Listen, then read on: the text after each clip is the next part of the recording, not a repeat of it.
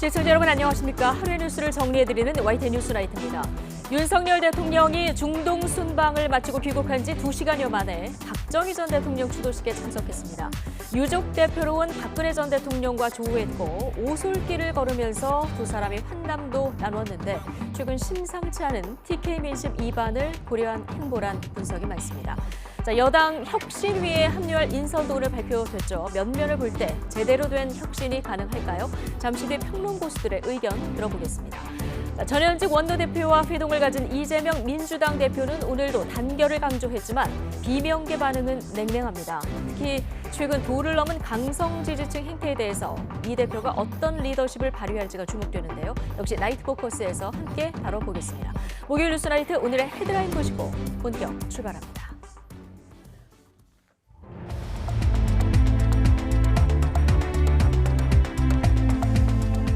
10월 26일 목요일 뉴스나이트 주요 뉴스입니다. 이뉴한 위원장이 이끄는 국민의힘 혁신위원 인선이 꾸려져 본격적인 활동에 들어갑니다. 여성과 청년이 다수 포함됐지만 관심을 끌었던 비윤계 인사는 없었습니다. 금융감독원이 주가 시세 조작 의혹과 관련해서 카카오 법인을 비롯해 임직원 3명을 검찰에 넘겼습니다. 창업자 김범수 미래이니셔티브 센터장은 일단 제외됐습니다. 경찰이 마약 혐의를 받는 배우 이선균 씨와 빅뱅 출신 가수 권지용 씨에 대해서 출국 금지도 검토할 예정입니다. 또한 마약 공급층으로 지목됐던 의사도 입건하며 수사에 속도를 내고 있습니다. 전 펜싱 국가대표 남현희 씨와 결혼 보도 이후 각종 논란에 휩싸였던 전총주 씨가 스토킹 혐의로 경찰에 체포됐다가 석방됐습니다. 남 씨는 언론 인터뷰에서 전 씨에게 완전히 속았다고 말했는데 새로운 의혹들도 제기되면서 논란은 사그라들지 않고 있습니다. 65세 이상 노인 대부분이 모든 연금을 합해도 한 달 받는 연금액이 60만 원에 불과한 것으로 집계됐습니다. 이 금액은 최저 생계비의 절반에 불과해 대책이 필요하다는 지적이 나오고 있습니다. 올가을 들어 처음으로 중국발 스모그가 유입돼 수도권을 중심으로 초미세먼지가 나쁨 수준까지 치솟았습니다. 이번 초미세먼지는 내일 오전까지 영향을 줄 것으로 보입니다. 이뉴한 위원장이 이끄는 국민의힘 혁신위원회가 당 쇄신을 주도할 위원 12명의 인선을 끝내고 본격적인 활동에 들어갑니다. 여성과 청년 등이 다수 포함됐지만 관심을 끈 비윤계의 상징적 인사 합류는 결국 불발됐습니다. 박광열 기자가 전해드립니다. 내년 총선을 앞두고 집권 여당의 경쟁력 강화 방안을 모색할 이뉴한 혁신위의 세부 인선 결과가 베일을 벗었습니다. 인 위원장이 사령탑으로 임명된 지 사흘 만입니다. 이름이 국민과 함께 혁신위원회 이렇게 정했습니다. 인선 기준은 여성, 또 젊은 연령, 당하고 관계없는 사람, 외부 인사를 많이. 인 위원장을 제외하고 모두 12명으로 꾸려진 혁신위는 정치인 5명, 비정치인 7명으로 구성됐습니다. 성별로 보면 여성이 7명으로 절반을 넘겼고 1980년도 이후 출생자가 전체의 50%를 차지했습니다. 2000년생 대학생도 이름을 올렸습니다. 검사 출신 김경진 서울 동대문을 당협위원장과 오세훈계로 평가되는 오신환 서울 광진을 당협위원장 등 두 전직 의원도 합류했습니다. 현역 의원으로는 친윤계로 꼽히는 서울 서초울 박성중 의원이 유일하게 포함됐습니다. 서울 강서구청장 보선 패배로 드리워진 수도권 위기론을 고려했다는 해석이 나옵니다. 원내의 어떤 목소리 이걸 잘 융합해서 할 수 있고 또 특히 내년 총선은 전쟁터가 바로 수도권 아닙니까? 그런 관점에 됐으니까 그런 그 목소리를 가감없이 전달하고. 하지만 관심을 끌었던 비윤계 인사의 합류는 끝내 이뤄지지 않았습니다. 천하람 전남 순천갑 당협위원장 등 비윤계 쓴소리 메이커를 통해 통합 의지를 부각하려던 구상이 시작부터 차질을 빚는 것 아니냐는 우려가 나옵니다. 비윤계 인사들은 포함되지 않았는데 이게 통합형 인선이라고 판단하고 있습니다. 제가 쓴소리 많이 할 겁니다. 그거 걱정하지 마세요. 쓴 약을 꼭 먹어야 될 약을 조제해서 아주 여러분들이 시원하게 느낄 수 있도록. 이 혁신위원 다수가 여의도 정치 경험이 없다는 점도 성패를 가를 변수로 꼽힙니다. 일반 국민의 시선에서 쇄신안을 만들 수 있을 거란 긍정론과 이 공천규칙 등 민감한 정무 현안을 잘 풀어낼 수 있을지 반신반의하는 시선이 팽팽합니다. 특히 이준석발 신당론이 연일 고개를 들며 이 고강도 쇄신과 통합이란 두 난제를 동시에 맞닥뜨린 상황. 일부 수도권 의원은 이번 인선에 대해 이 국민의 기대를 완전히 깨뜨렸다거나 혁신의 밑그림을 그릴 수 있을지 의문이라며 박한 평가를 내놓기도 했습니다. 이뉴한 혁신위는 첫 일정으로 광주 5.18 민주묘역 참배를 강조하며 이 통합과 변화 의지를 피력했습니다. 60일이라는 활동기한 내 당 안팎의 우려를 불식시키고 당 쇄신이란 숙제를 풀 수 있을지 시험대에 올랐습니다. YTN 박광렬입니다. 윤석열 대통령이 중동 순방에서 돌아와 박정희 전 대통령 추도식에 참석했습니다. 박근혜 전 대통령과 1년 5개월 만에 재회했는데 총선을 앞두고 보수 대통합 필요성이 제기되는 가운데 이루어진 만남이어서 눈길을 끌었습니다. 보도에 강혜경 기자입니다. 중동 순방을 마치고 귀국한 윤석열 대통령이 곧바로 국립서울현충원을 찾았습니다. 박정희 전 대통령 서거 44주기 추도식에 참석하기 위해서입니다. 1980년부터 매년 열린 박 전 대통령 추도식에 현직 대통령이 참석한 건 이번이 처음입니다. 윤 대통령은 박 전 대통령이 국민을 하나로 모아 한강의 기적을 이뤄냈다며 전 세계 정상들을 만나서도 박 전 대통령을 공부하라고 강조했다고 전했습니다. 세계적인 복합 위기 상황에서 우리는 박 대통령의 정신과 위협을 다시 새기고 이를 발판으로 다시 도약하는 대한민국을 만들어야 합니다. 이번 추도식에는 무엇보다 윤 대통령과 박근혜 전 대통령의 만남이 눈길을 끌었습니다. 박 전 대통령이 11년 만에 유족 대표로 추도식에 참석한 겁니다. 우리 앞에는 여러 어려움이 놓여 있다고 합니다. 하지만 저는 우리 정부와 국민께서 잘 극복해 나갈 것이라고 생각합니다. 앞서 윤 대통령은 박 전 대통령과 얽힌 탄핵이란 악연을 풀기 위해 줄곧 노력해왔습니다. 지난해 4월 당선인 신분으로 박 전 대통령의 대구 사저를 찾아 미안함을 전했고 또 지나간 과거가 있지 않습니까? 어떤 제 인간적인 안타까움과 또 마음속으로 갖고 있는 제 또 미안한 마음 그런 것도 말씀드렸고 대통령 취임식에 이어 이번 추도식에서 1년 5개월 만에 세 번째 재회가 이뤄졌습니다. 추도식을 마치고 박정희 전 대통령 묘소를 참배한 뒤엔 단둘이 오솔길을 걸으며 대화를 나눴습니다.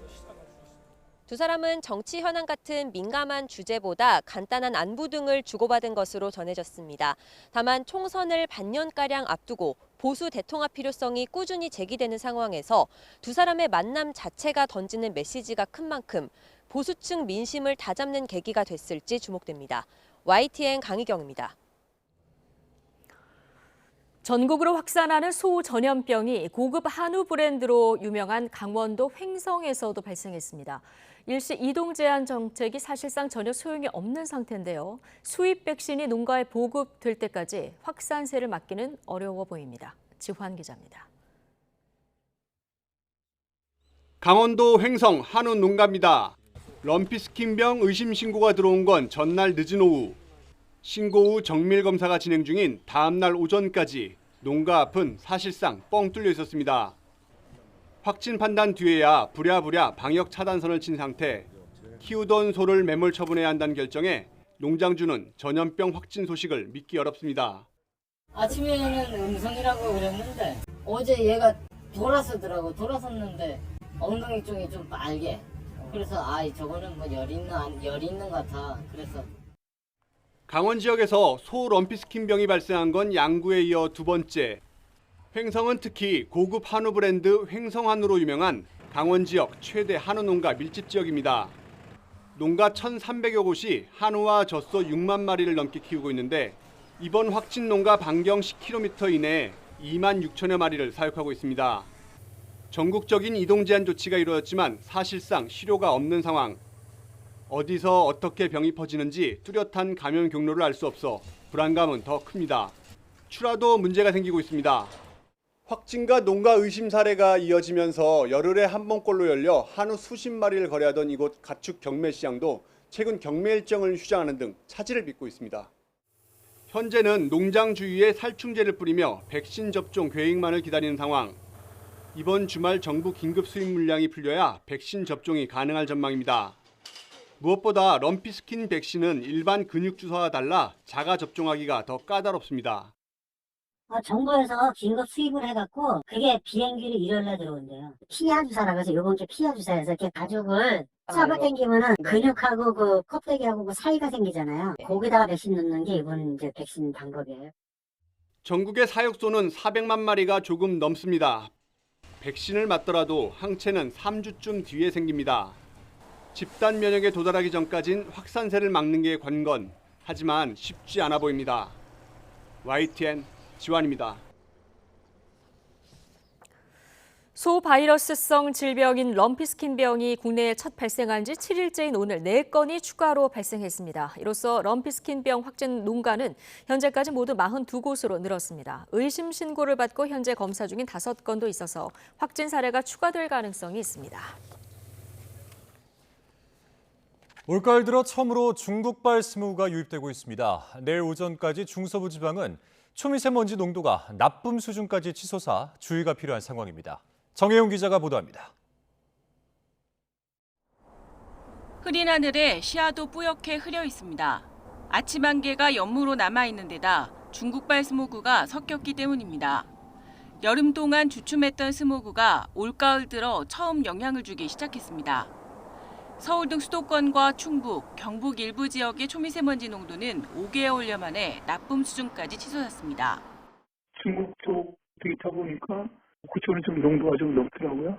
아무래도 기업골 통과에 내려가면서 우리나라 쪽에 좀 영향을 일부는 주겠죠. 중국발 스모그는 밤사이 이어지며 내일 오전까지 내륙에 영향을 줄 것으로 보입니다.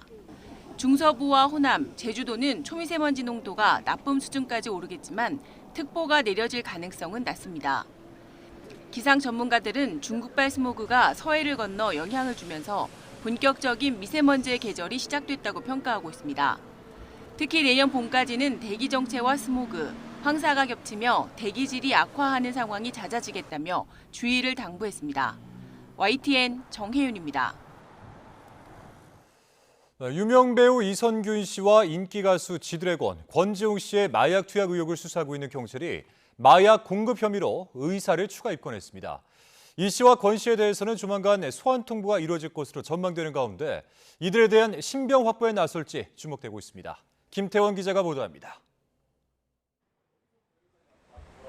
배우 이선균 씨와 가수 권지용 씨 등이 연루된 마약 투약 사건에서 가장 먼저 구속된 서울 역삼동 유흥주점 실장이 입을 열었습니다. 마약 공급책으로 의사 A씨를 지목한 겁니다. 이 진술을 토대로 A씨를 입건한 경찰은 A씨가 공급한 마약의 종류와 분량, 제공 경로, 금품 거래 여부 등을 구체적으로 확인할 방침입니다.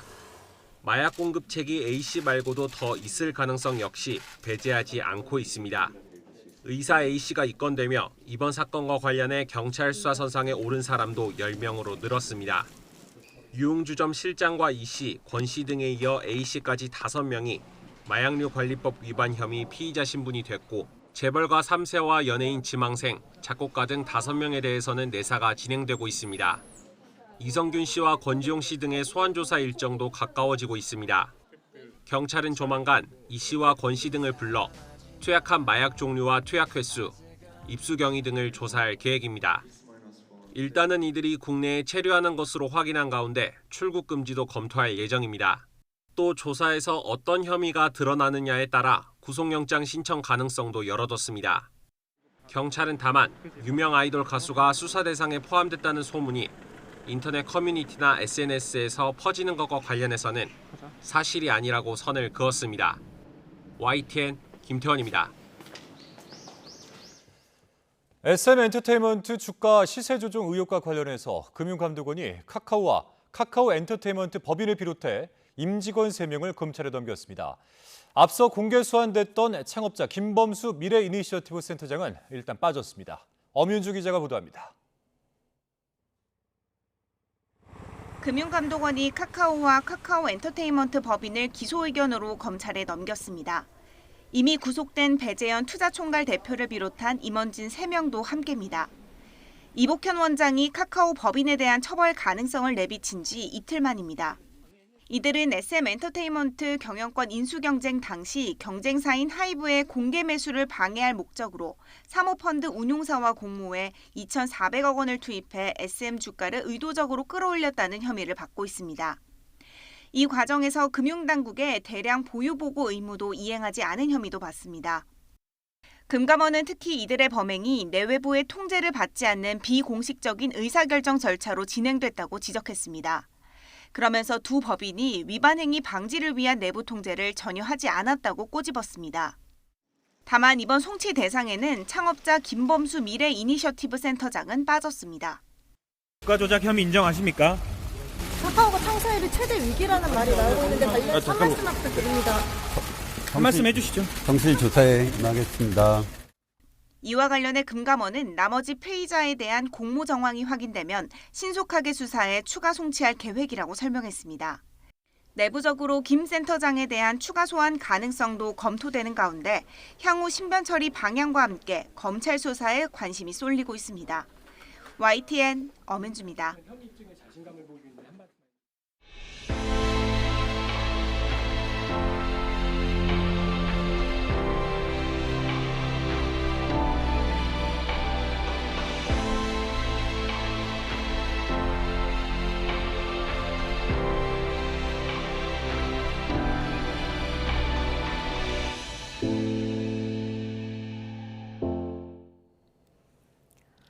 이태원 참사 발생 1주기를 앞두고 참사 현장인 이태원 골목에 희생자들을 애도하기 위한 추모 공간이 마련됐습니다.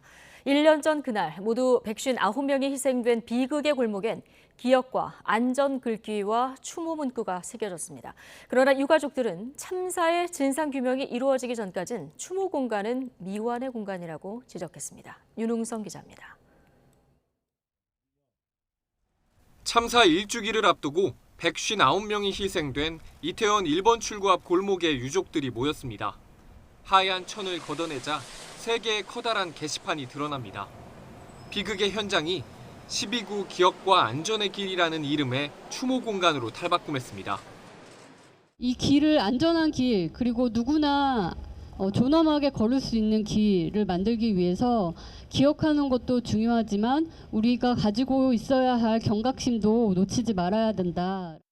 기억과 안전의 길에는 골목의 시작과 끝에 추모 메시지가 담긴 바닥 명판이 새겨졌고 길가에는 표지판과 게시판이 세워졌습니다.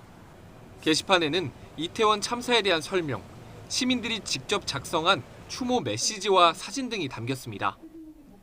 게시판에는 다양한 언어로 적혀 있는 문구가 눈에 띄는데요. 여러 국적의 희생자가 발생했던 만큼 그들이 사용했던 언어를 번역해 적었습니다. 추모 공간 조성은 유가족과 시민대책회의, 이태원 관광특구연합회가 함께 조성했는데 유족뿐 아니라 시민들이 함께했다는 점에서 의미가 더 큽니다. 앞으로도 게시판의 내용을 시민들과 소통하며 2달마다 교체할 계획입니다. 추모 공간을 둘러본 시민들은 비극이 반복되지 않기를 소망했습니다. 참사를 기억할 수 있을 것 같고요. 이제 이런 사건 안 있게 경각심을 좀 가질 수 있을 것 같아서 좋은 것 같아요. 하지만 유족들은 진상 규명과 책임자 처벌 전까지 기억과 안전의 길은 미완성일 수밖에 없다고 강조했습니다. 모두가 안전하게 일상을 보낼 수 있는 사회가 되는 것이 저희 유가족이 가장 바라는 것입니다. 명확한 진상규명 그리고 진정 책임 있는 자들에 대한 처벌을 통해 유족들은 국회에서 이태원 참사 특별법이 제정되면 최종적으로 조성을 마칠 계획이라고 밝혔습니다. 그전에 왔을 때는 아무것도 없었는데 그래도 이렇게 해주니까 너무 감사하고 여기서 아프고 희생은 당했지만 그래도 누군가가 기억해 줄 수 있는 표지판이 생겨서 좋아요. YTN 윤웅성입니다. 경찰이 헬로윈 주간을 맞아서 경찰관 복장을 본뜬 코스튬 판매와 착용을 집중 단속합니다. 경찰청은 헬로윈 주간에 시민들에게 혼란을 줄 수 있는 경찰 제복을 사거나 팔지 말아달라며 다음 달 5일까지 착용과 판매 행위를 집중 단속하겠다고 밝혔습니다. 현행법상 경찰 공무원이 아닌 일반인이 경찰 제복이나 유사 경찰 제복을 입거나 갖고 있으면 6개월 이하 징역이나 300만 원 이하 벌금에 처해질 수 있습니다. 더불어민주당 주도로 이루어진 노란봉투법과 방송 3법 개정안에 국회 본회의 직회부가 유효하다는 헌법재판소 판단이 나왔습니다. 법제사법위원회에서 법안 심사 기간 60일을 넘겨 이유 없이 계류됐는지에 대한 판단은 국회법에서 정한 내부 절차에 따라야 하는데 이 절차를 준수한 만큼 위법하지 않다는 겁니다. 최민기 기자입니다. 노동자에 대한 기업의 무분별한 손해배상 청구를 제한하는 이른바 노란봉투법은 여야의 극명한 입장차로 본회의 직전 관문인 법제사법위원회 문턱을 넘지 못했습니다. 그러자 지난 5월 환경노동위원회 다수 의석을 점한 야당은 법안이 계류된 법사위를 건너뛰어 본회의에 붙이는 안건을 단독 의결합니다. 노동조합 및 노동관계정법 일부 개정 법률안에 대한 본회의 부의 요구의 건은 가결되었음을 선포합니다. 법안이 법사위에 이유 없이 60일 이상 계류하면 소관 상임위 제적위원 5분의 3 이상 찬성으로 본회의에 직회부할 수 있다는 국회법 86조를 근거로 한 조치였습니다. 이보다 앞서 공영방송의 지배구조를 바꾸는 방송 3법 개정안을 본회의에 직회부하는 안건도 국회 과방위에서 민주당 주도로 의결됐습니다. 방송법 일부 개정 법률안 대안에 대한 본회의 부의 요구의 건은 가결됐음을 선포합니다. 이에 국민의힘 법사위 소속 위원들은 법사위에서 법안 심사가 정상적으로 진행 중이었던 만큼 이유 없이 계류됐던 게 아니라며 국회 과방위원장과 환노위원장을 상대로 각각 권한쟁의 심판을 청구했습니다. 헌법재판소는 그러나 이 같은 주장을 모두 받아들이지 않았습니다. 헌재는 사건 쟁점이 된 심사 지연의 이유가 없는지에 대한 판단은 표결 등 내부 절차를 통해 국회가 자율적으로 하도록 제도가 설계됐다고 봤습니다. 이유를 실체적으로 판단하더라도 법사위가 체계작구 심사 권한을 벗어나는 정책적 심사 등을 한 것으로 보여 그 사유가 불가피하지 않았다고 판단했습니다. 헌법적 원칙이 현저히 훼손되었다는 등의 특별한 사정이 없는 한 국회 이외의 기관이 그 판단에 개입하는 것은 가급적 자제하는 것이 바람직합니다. 그러나 재판관 4명은 사안의 개별 사정을 고려해야 한다고 강조하며 과방위 사안의 경우 법사위에서 계속 심사를 할 필요성도 있었고 일부 위원 퇴장이라는 심사 지연의 합리적 사유도 인정되는 만큼 법률 심의권 침해가 인정된다며 엇갈린 의견을 냈습니다. 다만 헌재는 두 법안의 본회의 직회부를 무효로 해달라는 국민의힘 청구는 전원 일치 의견으로 모두 기각했습니다. YTN 최민기입니다. 네, 이 노란봉투법과 방송 3법 개정안의 본회의 직회부가 절차적으로 문제없다는 헌법재판소 판단에 대해서 여야의 반응은 극명하게 엇갈렸습니다. 민주당은 적법성이 확인됐다면서 다음 달 강행 처리를 예고했고 국민의힘은 헌재의 인적 구성이 기울어졌다면서 강하게 반발했습니다. 이준엽 기자입니다. 국민의힘은 야당의 손에 들어준 헌법재판소의 판단이 나오자마자 격양된 반응을 쏟아냈습니다. 특히 재판관들의 정치 성향을 문제 삼았습니다. 우리법연구회와 국제인권법연구회 출신이 다수 포함된 기울어진 운동장에서 심리가 이뤄진 게 결론에 영향을 미쳤을 거란 겁니다. 헌법재판소에 기울어진 운동장을 다시 한번 확인할 수 있는 그런 신명스러운 판결이라고 생각합니다. 인적 구성이 이번 결정에 영향을 미친 거 아닌가 하는. 헌재 결정대로라면 소관 상임위에서 제대로 심사도 안 거친 위헌적인 법안을 다수당은 무조건 본회의에 올릴 수 있다고 날을 세웠습니다. 민주당은 반박했습니다. 헌재의 판단으로 노란봉투법과 방송 3법의 본회의 직회부 과정이 적법했다는 게 확인됐다며 여당을 향해 국회 발목 잡게 하지 말라고 쏘아붙였습니다. 그러면서 이들 법안 처리에 협조하라며 압박 수위를 높였습니다. 입법 절차에 조금의 위법성도 없다는 것이 확인되었습니다. 국민의힘은 헌법재판소에 내린 결정에 따라 적법한 입법 절차에 동참해 주십시오. 파업 노동자에 대한 회사 측의 무분별한 손해배상 청구를 제한하고 공영방송에 대한 정치적 입김을 줄여야 한다는 겁니다. 하지만 국민의힘은 불법 파업 조장과 야권 편향 인사가 공영방송 경영권을 좌지우지할 수 있다는 우려를 제기하며 반대 의사를 굽히지 않는 상황. 민주당은 끝내 접점을 찾지 못할 경우 다음 달 9일 본회의에 노란봉투법과 방송3법 개정안을 올려 강행 처리하겠다는 입장입니다. 이에 맞서 국민의힘은 무제한 토론, 필리버스터로 여론전에 나설 태세라 여야의 대치 전선은 더욱 가팔라질 전망입니다. YTN 이준엽입니다. 정부가 교육 역량을 점검하는 태스크포스를 만들어서 여건이 되는 의대부터 증원하겠다는 계획을 밝혔습니다. 시민단체에서는 의대 정원을 최소 1,000명 이상 확대해야 한다는 주장을 내놨습니다. 조용성 기자입니다. 보건복지부와 교육부, 의학계 전문가로 구성된 의학교육 점검반이 신설됩니다. 증원을 앞두고 의대마다 학생들을 수용할 수 있는 역량을 조사하기 위해서입니다. 대학의 증원 여력에 맞춰 2025학년도 정원에 우선 반영하고 인프라가 추가로 갖춰지는 시기에 따라 단계적으로 증원하기로 했습니다. 객관적이고 전문적으로 점검할 수 있는 의학교육 점검반을 운영할 계획입니다. 이러한 조사와 점검은 4주 내에 완료하는 것을 목표로 하고 있습니다. 의대 정원 증원에 날을 세우는 의료계를 달랠 정책도 함께 논의되고 있습니다. 의료사고에 대한 민형사상 부담을 완화하고 필수 의료 종사자에 대한 보상을 확대해달라는 요구를 수용하는 쪽으로 방향을 잡았습니다. 의사협회는 그러나 조사에 대한 불신을 나타냈고 앞당겨 열린 의료현안 협의체에서도 의대 정원 증원에 대한 부정적 입장을 강조했습니다. 대한의사협회가 주장하고 있는 의료사고 처리 특례법, 필수 의료에 대한 정부의 정책자금, 지자체의 지원, 의료전달 체계의 개선 없이는 증원의 의미는 퇴색될 것입니다. 시민단체에서는 더 다양한 이해 주체가 의료인력 확대 논의에 참여해야 한다고 강조했습니다.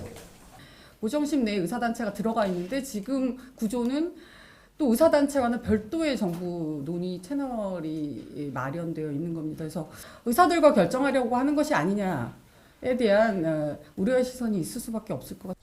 또 의대 정원은 최소 1,000명 이상 확대해야 한다는 주장도 내놨습니다. 각계 의견 수렴을 거쳐 의대 증원의 총 규모가 정해지면 2025학년도에 반영되는 대학별 정원은 내년 상반기에 확정될 예정입니다. YTN 조용성입니다. 정부가 필수 의료 강화를 위해서 분만 수가와 소아진료 수가를 높이는데 연 3천억 원을 투입하기로 했습니다. 보건복지부는 오늘 열린 건강보험정책심의위원회에서 이 같은 내용이 담긴 개정안을 심의 의결했습니다. 먼저 내년 1월부터 소아청소년과 전문의가 6세 미만 소아 환자를 초진 진료하게 되면 1세 미만은 7,000원, 6세 미만은 3,500원을 각각 정책 가산으로 지원합니다. 또한 분만의 경우 특별광역시는 55만 원, 그 외 지역은 110만 원으로 수가를 인상합니다.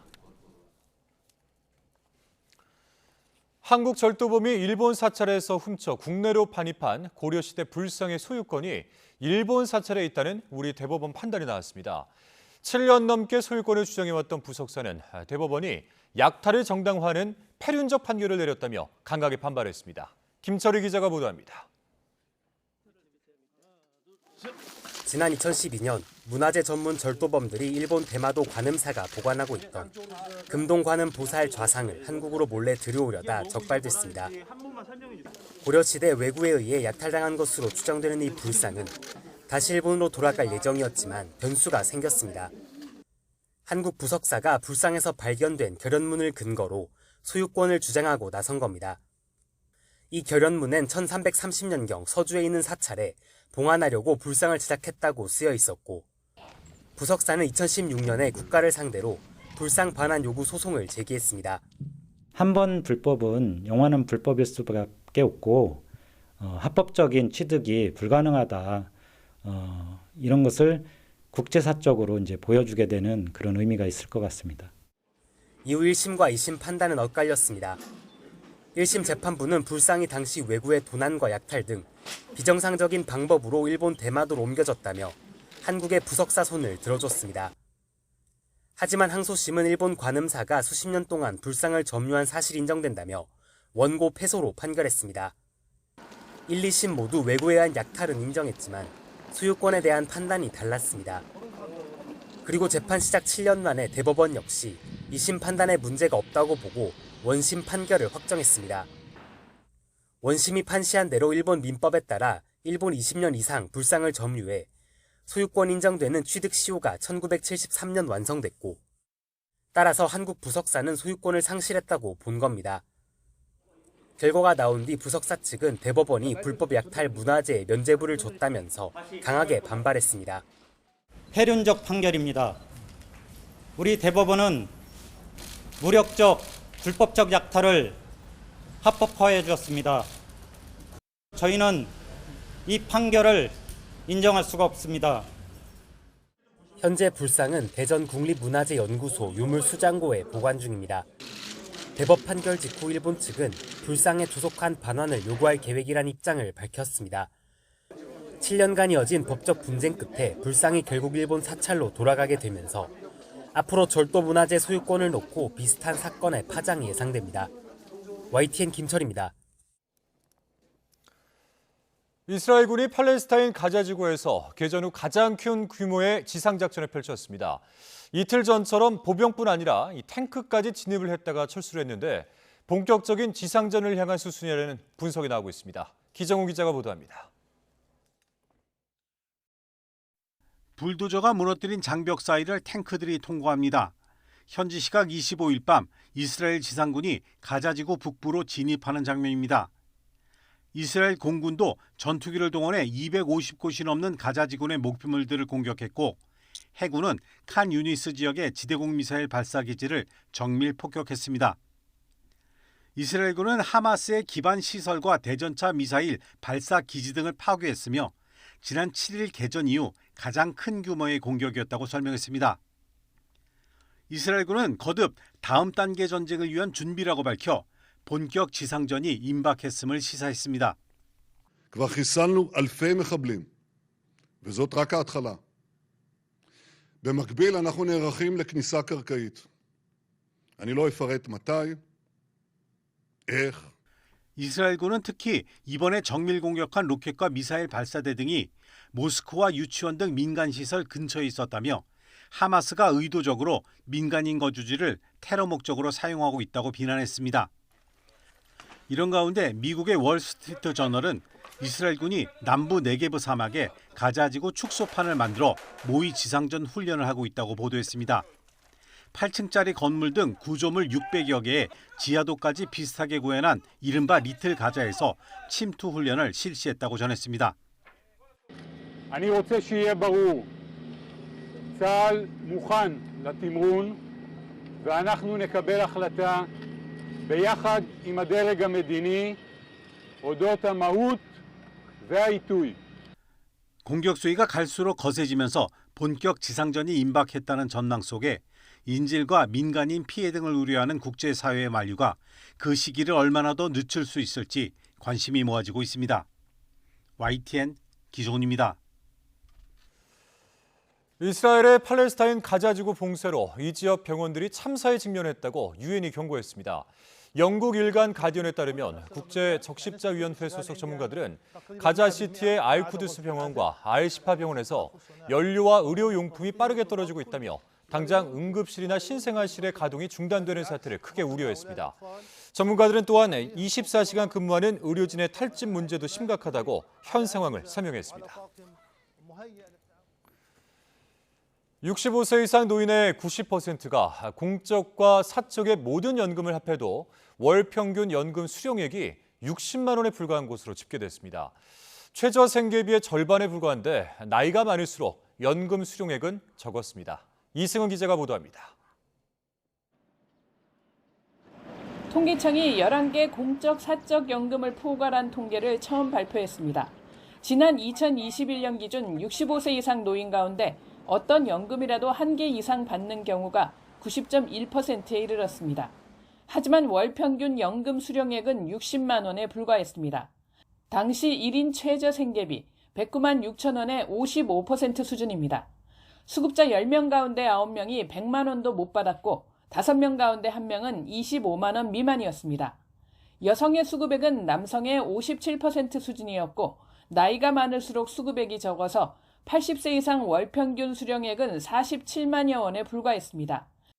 연금을 2개 이상 받는 수급자가 34.4%에 불과했기 때문입니다.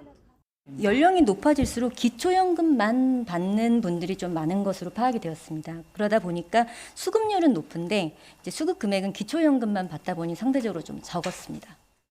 청장년층도 노후 준비가 충분하지는 않습니다. 18세 이상 59세 이하 내국인 가운데 2개 이상 연금에 가입한 비율은 32%에 그쳤습니다. 특히 집 없는 청장년 4명 가운데 1명은 가입한 연금이 없었습니다. 어느 정도 소득이 있는 이런 분들한테는 세제 혜택 쪽으로 좀 개선을 해주면은 좀 도움이 될 것 같고요.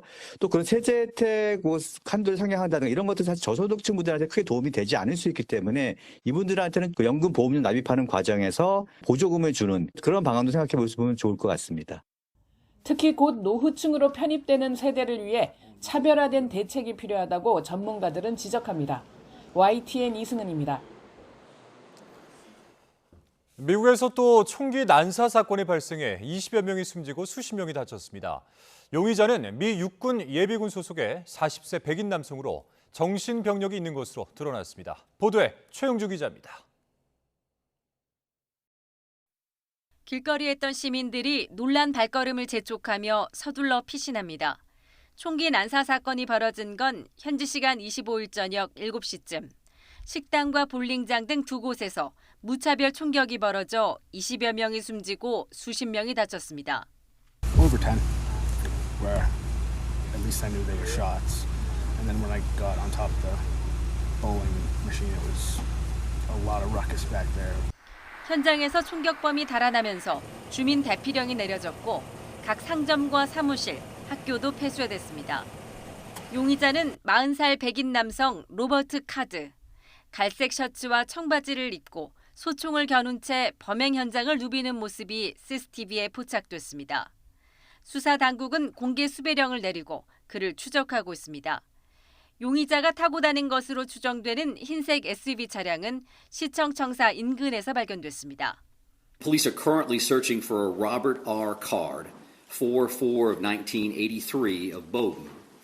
Card is considered armed and dangerous. He is a person of interest, however. 미 육군 예비군 소속인 카드는 훈련을 받은 총기 교관으로 최근 정신병력으로 치료를 받은 것으로 확인됐습니다. 이에 따라 수사 당국은 일단 테러리즘의 징후는 없는 것으로 보고 있다고 현지 언론은 전했습니다. 미 백악관은 조 바이든 대통령이 계속 보고를 받고 있다며 연방정부와 연계해 수사를 벌이고 있다고 밝혔습니다. 미국에서는 지난 2019년 텍사스주 월마트에서 총기 난사 사건으로 23명이 숨졌고 지난해에도 텍사스의 한 초등학교에서 벌어진 총기 사고로 어린이 19명과 교사 2명이 사망했습니다. 이번 참사는 이들 사건에 이어 최악의 총기 난사 사건으로 기록된다고 현지 언론은 전했습니다. YTN 최영주입니다.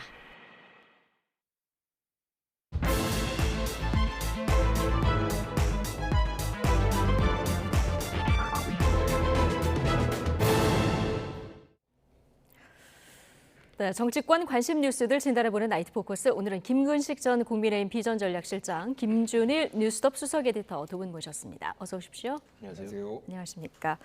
자, 인요한 혁신위에 합류할 인사들 오늘 발표가 됐습니다. 저희가 좀 숫자로 분류를 해서 보면 여성이 7명이고요. 남성이 5명. 그리고 연령대, 평균 연령을 봤더니 45.9세. 여기 뭐 2000년 대학생도 포함이 됐고요.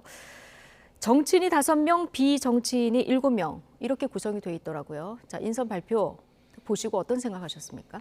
우선 이제 인선의 배경으로 오늘 그 브리핑한 내용을 보면 이제 컨셉을 잡을 때 청년, 젊은이죠. 그리고 여성, 그다음에 지역 안배 네. 이렇게 좀 했던 것 같아요. 그런 맥락의 세 가지 기준을 보면 뭐 골고루 안배가 된 것으로 보입니다.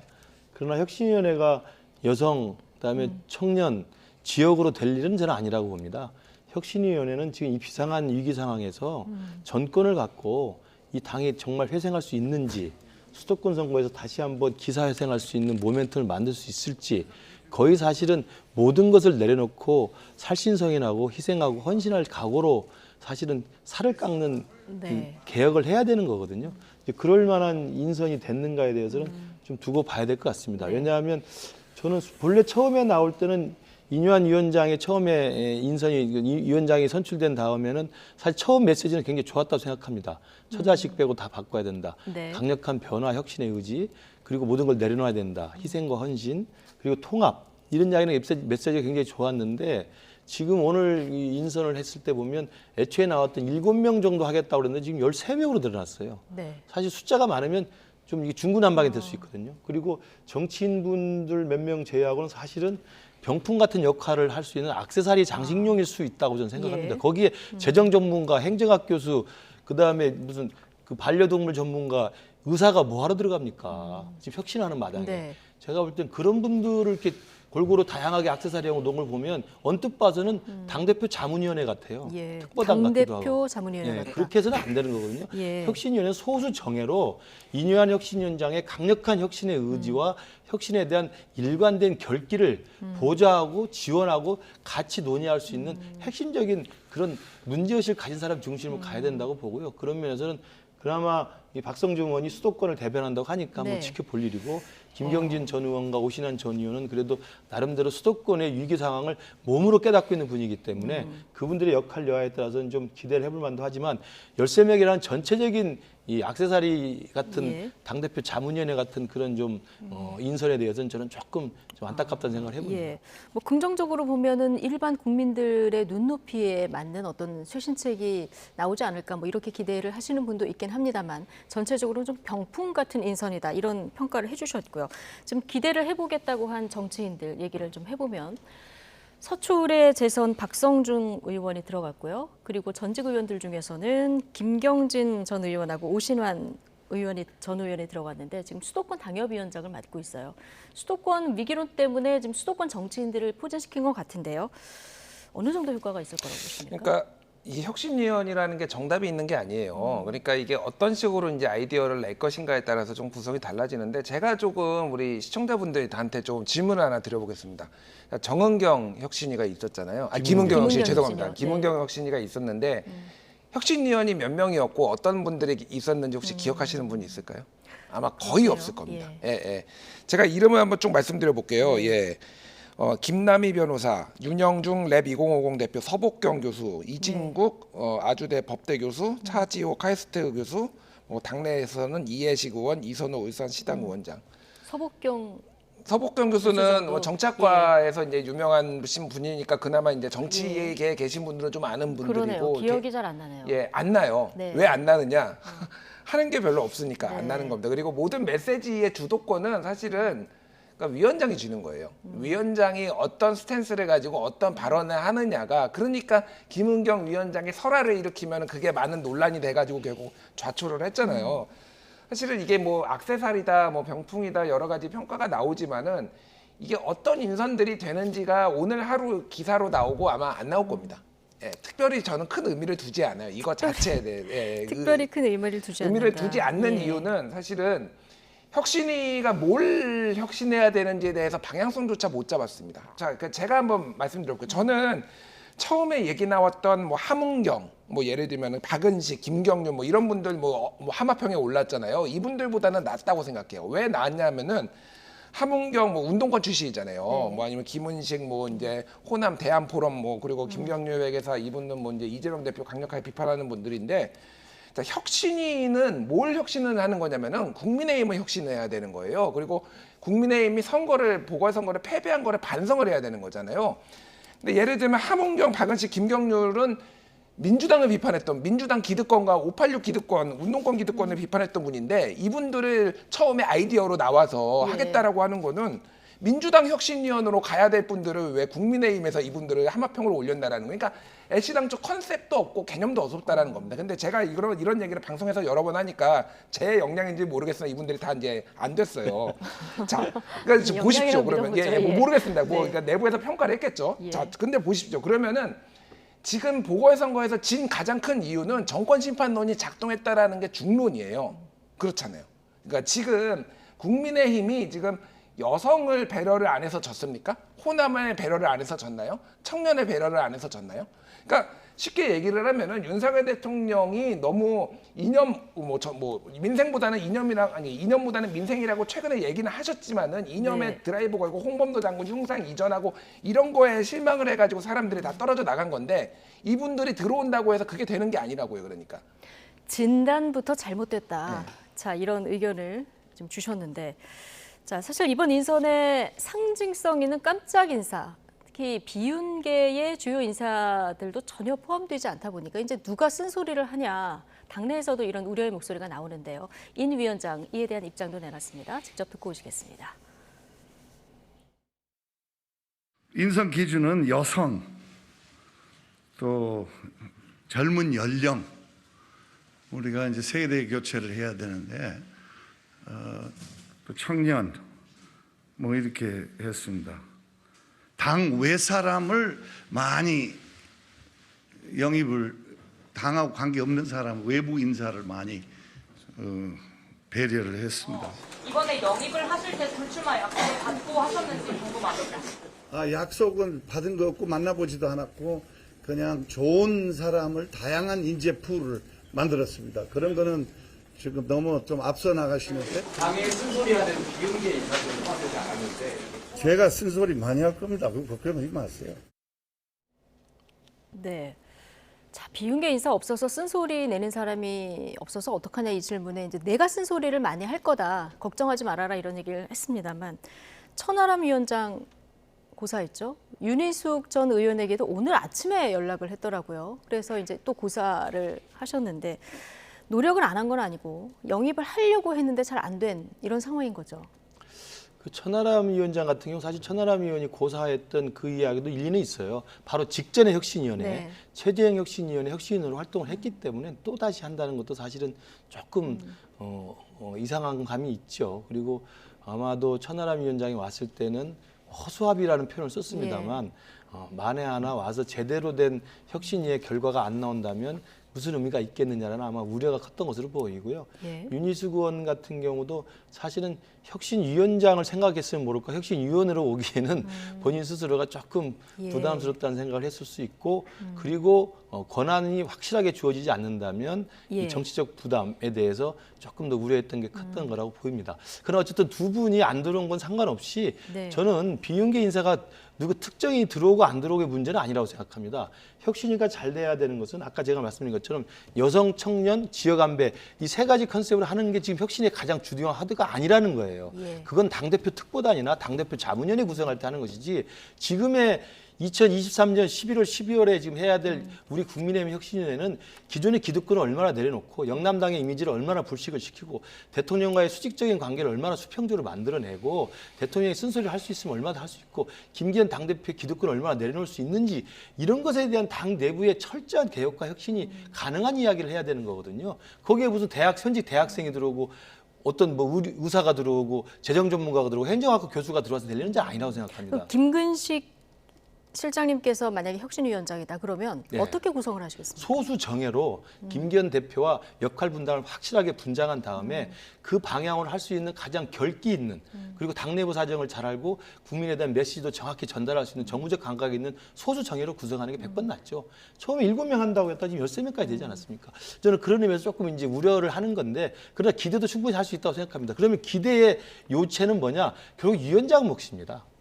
13명의 병풍 같은 조처로 이런 액세서리를 했으면 그분들도 조용한 이야기를 많은 이야기를 할 수 있죠. 그러면 결국 위원장의 몫인데 김은경 씨도 사실은 김은경 혁신위원장의 이 설화, 그다음에 잘못된 발언 그것 때문에 결국 자초한 거 아닙니까? 그래서 이뇨한 혁신위원장이 얼마나 김기현 대표와의 통제권을 벗어나서 그리고 용산의 눈치를 보지 않고 용산과의 수평적 당정 관계를 위한 자신의 어떤 결기를 가지고 일관되게 메시지를 내고 그걸 밀어붙일 수 있는가에 대한 문제를 해야 되는데 이 부분에 대해서도 제가 오늘은 조금 실망했던 게 며칠 전에 이야기했던 낙동강 하류 이야기 있지 않습니까? 그 이야기가 상당히 우리한테는 큰 혁신의 방향으로 공감을 불러일으켰습니다. 영남의 기득권들을 정리할 수 있는 방향인가 보다. 근데 농담도 못하냐. 근데 농담으로 오늘 이야기를 하는 거예요. 이게 말이 되는 겁니까?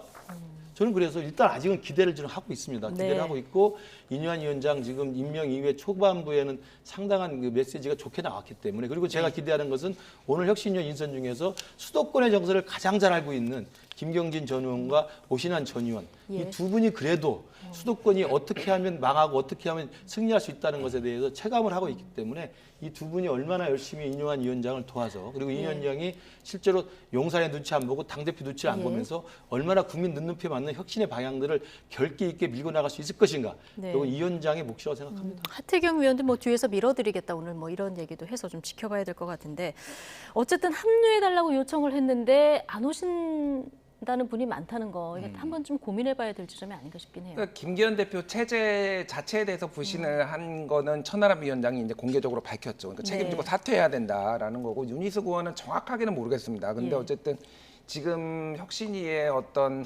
역할이나 어떤 뭐 가능성 이거에 대해서 조금 한계를 본 거 아닌가 뭐 그렇게 보여집니다. 그래서 병풍을 쓰지 않겠다 이런 식으로 저는 이제 해석을 했는데, 그러니까 이게 그러니까 일단은 뭐 이 오신환 의원이나 김경진 의원, 뭐 박성중 의원 다 훌륭하신 분들이에요. 훌륭하신 분들인데 진짜 혁신위가 잘 되려면은 김근식 교수님 같이 이런 전략통이 좀 들어가야 된다. 네. 이게 이분이 그러니까 수도권의 민심도 알고 전략이 있거든요. 그리고 네. 어떤 당에 대한 충성심이나 수도권 대통령에 대해서도 당협위원장이시죠. 수도권 당협위원장이고 송파병이죠. 예. 네. 그리고 굉장히 이제 전략통이에요. 사실은 이런 분들이 좀 들어가 주는 게 좀 맞지 않았나. 뭐 그런 생각이 들어요. 그런 부분이 좀 아쉽고 제가 계속 말씀드리는 거는 왜 졌는지를 파악을 하면은 그거에 대해서 답이 나와야 돼요. 자, 제가 인요한 위원장한테 제가 쓴소리를 하겠습니다. 인요한 위원장이 대통령한테 쓴소리 하겠다라고 했잖아요. 자, 어제 홍범도 그 장군 가 네. 이제 80주기였습니다. 예. 그래가지고 어제 이제 그 추도식이 열렸잖아요.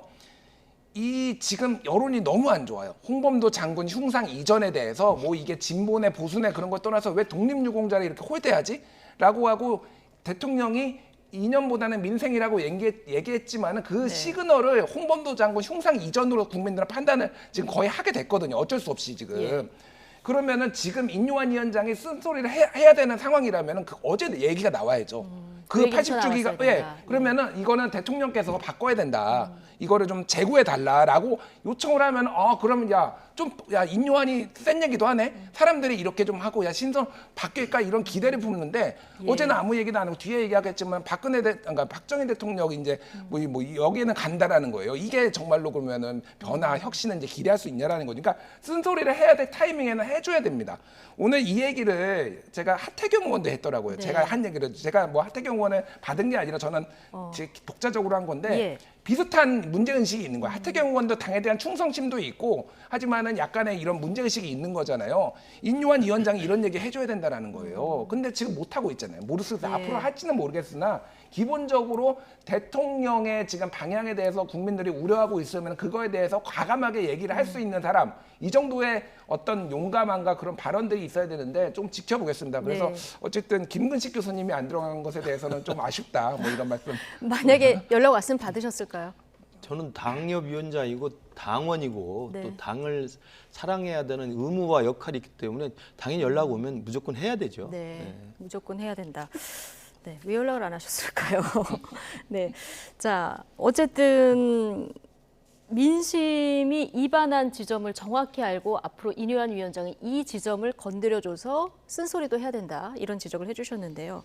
자, 또 하나 오늘 윤희숙 의원도 이 얘기를 조금 했습니다만, 자 앞으로 이 혁신위가 어디까지 권한을 갖느냐 이게 중요하지 않습니까? 네. 그런데 인재영입위원회 총선기획단도 발족을 하게 될 텐데 자, 역할 구분이 어떻게 되느냐 자, 이 부분도 좀 애매한 부분이 있는 것 같아서요. 맞습니다. 아마 윤희숙 의원도 고사하게 된 여러 가지 배경에는 이제 그 부분에 대해서 좀 믿음이 없었던 것 같아요.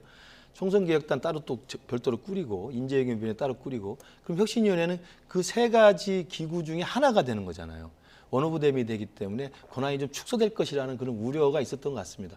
그래서 이 부분도 저는 인요한 위원장이나 김기현 대표가 뭐 총선기획단을 본래 총선 6개월 앞두고 꾸리는 건 정상적인 절차예요. 총선기획단이라는 어느 당이나 6개월 전에 꾸려가지고 이제 준비를 사실상 시작하는 거거든요. 그리고 이제 인재영입위에도 사실은 뭐 할 수 있는 겁니다. 예. 그렇다고 한다면 통상적으로 6개월 전에 꾸리는 총선기획단 그리고 통상적으로 당대표가 겸직할 수 있는 인재영입위원회를 꾸린다 하더라도 지금 활동을 시작한 이뇨한 위원장의 혁신위원회는 훨씬 더 다른 조직이다. 여기에 대한 확실한 권한과 역할을 충분히 맡기겠다라는 이야기를 당대표가 정리를 해줘야 됩니다. 저는 그 부분에 대한 정리가 있어야 윤희숙 의원 같은 그 우려를 불식할 수 있다고 생각을 하고요. 저는 만약에 가까운 시일 내에 이 총선기획단과 인재영입위원회를 꾸린다고 한다면 그 참여라도 이뇨한 위원장이 요구를 하든 아니면 김기현 당대표가 정리를 해주든 혁신위원회가 훨씬 더 앞으로 60일 동안, 2달 동안은 정말 거의 정권에 가까운 권한을 부여받고 당의 혁신과 당의 희생과 당의 거듭남을 위해서 정말 용산과 당대표와 동등하게 눈치를 보지 않고 독자적이고 자율적으로 국민 눈높이에서 국민들이 오케이 할 때까지 살을 깎는 변화를 하겠다는 그 결기를 보여주는 게 필요하다고 생각합니다. 예, 앞으로 60여일 동안 국민들이 정말 체감할 수 있게 얼마나 국민의힘의 변화를 이끌어낼지 좀 지켜봐야 될 것 같고요. 자, 오늘 윤석열 대통령 중동 순방하고 귀국했는데 귀국하고 한 2시간여 만에 옷만 갈아입고 간 곳이 박정희 전 대통령 추도식입니다.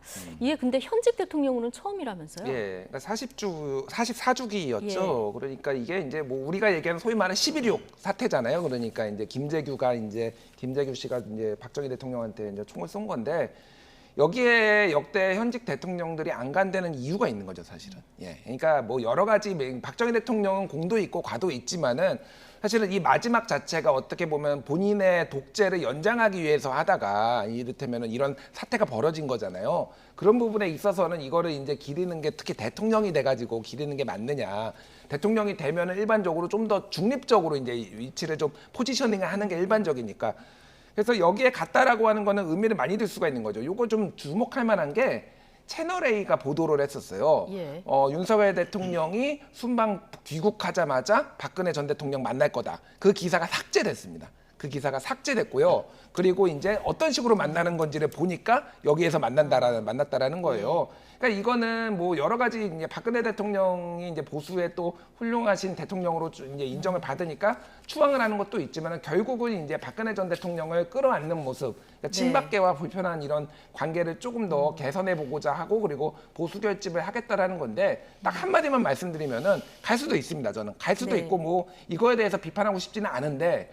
그러니까 이재명 대표도 좀 만나십시오. 그러니까 아니 이재명 대표가 그렇게 만나자고 하는데 그럼 여기도 만나고 저기도 만나면 안 됩니까? 그러니까 이재명 대표는 또 못 만나겠다라고 하고 김기현부터 만나고 와라 뭐 대통령실에서 이런 얘기도 하고 어느 역대 대통령이 뭐 2년이 다 돼가는데 야당 대표를 한 번도 안 만나니까 역사가 없어요. 대한민국에 유례가 없습니다. 뭐 아무리 뭐 이재명이 싫고 좋고 뭐 그런 거를 다 떠나가지고 상식적이지 않은 거예요. 그러니까 그 뭐 박근혜 전 대통령 만나는 것도 좋은데 이재명 대표 만나면 오히려 이득 보는 거는 윤석열 대통령입니다. 그러니까 윤석열이 바뀌었다, 윤석열이 포용한다 이런 이미지를 줄 수가 있는 건데 아무리 인간적이 싫어도 이건 너무하다 진짜 정말. 네, 어쨌든 윤석열 대통령이 지금 탄핵 악연을 풀기 위해서 부단히 이제 노력하는 모습인데 얽힌 실타래 이렇게 풀어가는 모습 좋은데 그럴 거면 이제 야당 대표도 좀 만나는 게 어떻냐 이런 지적을 또 해주셨습니다.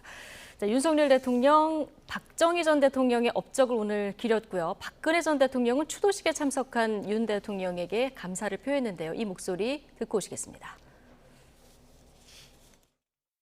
제가 취임 이후 지금까지 전 세계 92개국 국가의 정상을 만나 경제 협력을 논의했습니다만 박정희 대통령께서 이루어내신 이 압축 성장을 모두 부러워하고 위대한 지도자의 결단에 경의를 표했습니다.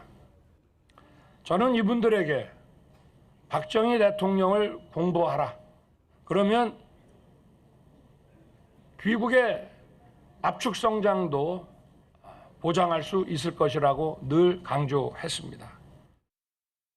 오늘 해외 순방에서 돌아오시자마자 곧바로 추도식에 참석해 주신 윤석열 대통령님께 심심한 사의를 표합니다. 지금 우리 앞에는 여러 어려움이 놓여 있다고 합니다. 하지만 저는 우리 정부와 국민께서 잘 극복해 나갈 것이라고 생각합니다. 네. 자, 윤석열 대통령 92개 나라 정상에게 박정희 전 대통령을 공부해라 이렇게 추천했다는 얘기도 했고요. 박근혜 전 대통령 지금 우리 앞에 어려움 현 정부가 잘 풀어나갈 거다 이런 얘기를 또 했습니다. 감사도 표하고 좀 힘을 실어주는 듯한 발언을 했는데 오늘 이 두 분의 만남 어떻게 보셨습니까? 지난주 갤럽 여론조사가 있었죠. 네. 그때 대통령 긍정평가가 많이 하락을 했고 특히 TK 지역에서 놀랄 만한 이 반전이 일어났습니다. 그래서 TK가 흔들린다는 뭐 분석이 많이 나왔고요. 저는 뭐 그걸 꼭 의식했다고 볼 필요는 없습니다만 어찌됐든 지금 외부 내환이고 지금 총체적인 위기 상황에 지금 여당이 처해 있는데 보수의 심장이라고 할 수 있는 TK부터 조금 다 잡아야 된다는 좀 필요성이 있었어 보여요. 그러니까 그러면서 본다면 10월 26일 날 박정희 전 대통령 서거 추도식에 박근혜 전 대통령이 어차피 올라오는 만큼 거기에 가서 과거의 탄핵과 관련된 국정농단 사건 수사와 관련된 악연도 풀 겸 그리고 TK 민심을 좀 다시 다잡을 겸 해서 충분히 저런 생각을 했을 거라고 생각을 합니다. 예. 그런 면에서 보면 그 이상도 이하도 아닌 그 상황으로 좀 봐줬으면 좋겠고요. 그러나 지금 아쉬움은 있죠. 지금 혁신위원회가 발족을 해서 혁신위원회가 지금 정말 살을 깎는 혁신을 시작하느니 마느냐 하는 판인데 또다시 박근혜 전 대통령과의 만남, 또 박정희 전 대통령의 서거 추도식에 가서 TK를 부여잡는 모습이 또 다른 중도층에서는 시기적으로는 조금 불편한 감이 있어요. 그러나 저는 10월 26일이니까 어쩔 수 없이 갔었다고 생각합니다. 그래서 충분히 갈 수 있고 김진일 대표가 말씀한 것처럼 갈 수 있으니까 저는 간 건 잘했다고 보고 그렇다면 저는 이재명 대표의 만남보다 제가 좀 주문드리고 싶은 것은 며칠 뒤에 있을 이태원 참사 1주년에도 갔으면 좋겠어요. 네. 물론 거기에 민주당이 주도하는 야당 주도의 정치 집회라면 대통령이 가기가 껄끄럽지만 마침 민주당도 참석 안 하겠다고 하고 있으니 정치성이 배제된 이제 그야말로 순수한 추모 집회라고 한다면 대통령이 못 갈 이유가 없다고 생각합니다. 저는 가서 그분들 유가족들 위로해주고 그리고 실제로 작년에 이 참사 났을 때 시청 앞에 있었던 시민 분향소에 대통령이 여러 번 가서 참배를 했잖아요. 그걸 저는 충분히 할 수 있다고 생각합니다. 그래서 그것들을 대통령께서도 하시고 이뇨한 위원장이나 혁신위에서도 그런 것들에 대한 제안이 나와줘야 수도권 민심들 그리고 대통령이 바뀌었구나. 국민의힘이 바뀌었구나라고 하는 것을 체감할 수 있는 계기가 된다고 생각합니다. 예, 이 얘기 잠시 뒤에 조금 더 자세히 해보도록 하고요. 지금 어쨌든 오늘 뭐 여당 지도부도 가고요. 황교안 전 총리도 가고 지금 보수 대통합 메시지를 여러 곳에서 좀 신호를 발신하고 있는데 이게 소구력이 얼마나 될지 김준일 에디터께서는 어떻게 보십니까? 아까 전에 여론조사표 나왔으면 보시겠지만은 그 이제 다시 한번 좀 부정평가가 보여주실까요? 이제 그러니까 한 주 만에 이제 TK 지역 이제 대구 경북 지역이 급전을 했잖아요. 지금 10월 둘째 주와 셋째 주 이 사이에. 그러니까 이게 13%포인트가 떨어졌죠. 확 떨어졌잖아요. 제가 궁금한 게 이런 거예요. 그러면은 여기에서 그렇다면은 박근혜 대통령이나 박정희 대통령이나 친박계를 홀대해가지고 이게 떨어진 건가요? 그러니까 저게? 그러니까 이게 도움이 안 되진 않겠죠. 도움이 어느 정도는 될 거예요. 근데 제가 만나본 뭐 대구 경북분이나 TK 분들의 얘기가 뭐냐면은 속았다라는 겁니다.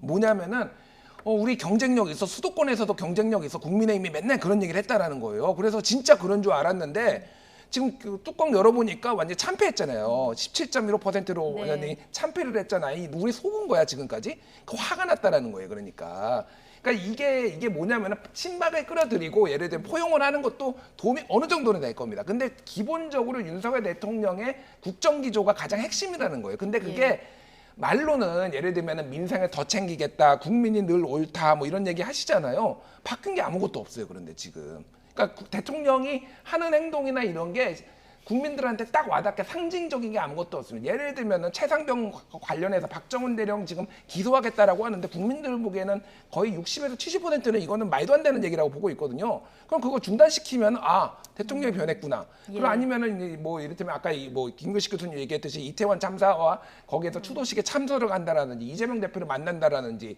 아니면 홍범도 장군 흉상 이정 중단시킨다 이런 게 나오면 되는데 안 되는 겁니다. 그러니까 이거는 그러니까 보수 짠물들을 결집한다고 해봤자 얼마나 확장성이 있겠습니까? 그러니까 이거는 TK 지역에서는 좀 지지율이 올라갈지 몰라도 수도권에서는 안 되는 겁니다. 그러니까 이거는 아주 근본적인 한계가 있는 전략이에요. 그거는 뭐 그거라도 긁어 모아야 되겠다라고 지금 급해서 하신 건지는 모르겠지만은 이걸로 뭔가 반전을 이루겠다? 이거는 뭐 택도 없는 얘기다. 좀 이렇게 말씀드리겠습니다. 여론 흐름에서 국민들이 반대하고 있는 지점이 어떤 지점인지 이걸 정확히 파악하고 그걸 바꿔야 된다는 얘기를 오늘 계속 조언을 좀 해주고 계신데 자, 박지원 전 국정원장이요. 오늘 박근혜 전 대통령도 지켜 세웠는데요. 역시 박근혜 전 대통령 정치는 윤 대통령이나 이명박 전 대통령의 정치하고는 비교할 수 없는 고수다. 이렇게 지켜 올렸는데 이게 어떤 면에서 그렇다는 겁니까? 저는 박지원 전 원장의 정치 논평에는 뭐 일일이 대꾸하고 싶지 않습니다. 워낙 감이 떨어지셨고 별로 의미가 없고 뭐 예측에 맞은 적이 별로 없기 때문에 최근에는 뭐 이 부분도 사실은 내가 무슨 말인지 뜬금없어 보여요. 아니 박근혜 전 대통령의 당연히 아버님의 기일입니다. 매년 정해져 있는 날짜입니다. 그 날짜에 서울에 올라오는 겁니다. 그게 뭐가 정치 신의 한 수라는 거죠? 이 설명을 들어보면 첫 공식 상경을 이렇게 추도식으로 잡은 게 좀 자연스럽다. 이명박 전 대통령에 비해서. 그 전에 계속 그 양산 자택에서 혼자 치과하고 계시고 몸도 건강이 아직은 회복되지 않았기 때문에 그렇지만 10월 26일 아버지의 추도식 기일에는 당연히 가는 게 맞죠. 그리고 거기에 공교롭게도 윤석열 대통령이 왔다고 하니까 이 사건이 커졌다고 평가하는 모양인데 그건 박근혜 대통령의 의도가 아니라 윤석열 대통령의 의도죠. 그걸 왜 박 전 원장은 박근혜 전 대통령의 정치적 내공을 이야기합니까? 제가 볼 때는 굉장히 총기가 떨어졌다고 생각이 들어요. 질문 괜히 한 것 같습니다. 아무 의미가 없는 시간도 말입니다. 많지 않은데. 자, 이태원 참사 일주기 얘기해 주셨는데 지금 이게 어떻게 된 거냐면 설명이 좀 필요할 것 같습니다. 이게 처음 추모 대회가 서울시에서 서울광장 사용을 허가를 처음에 안 했었나요?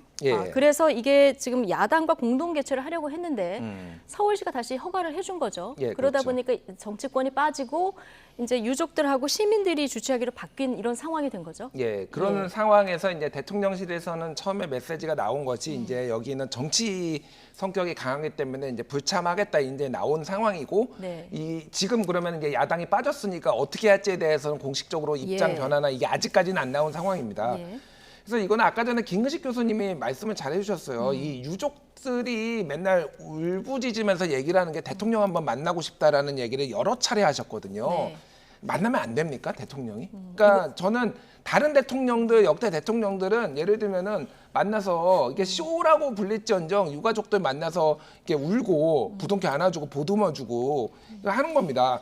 천안함 장병들은 보듬을 수 있고 이태원 참사 가족들은 보듬을 수 없습니까?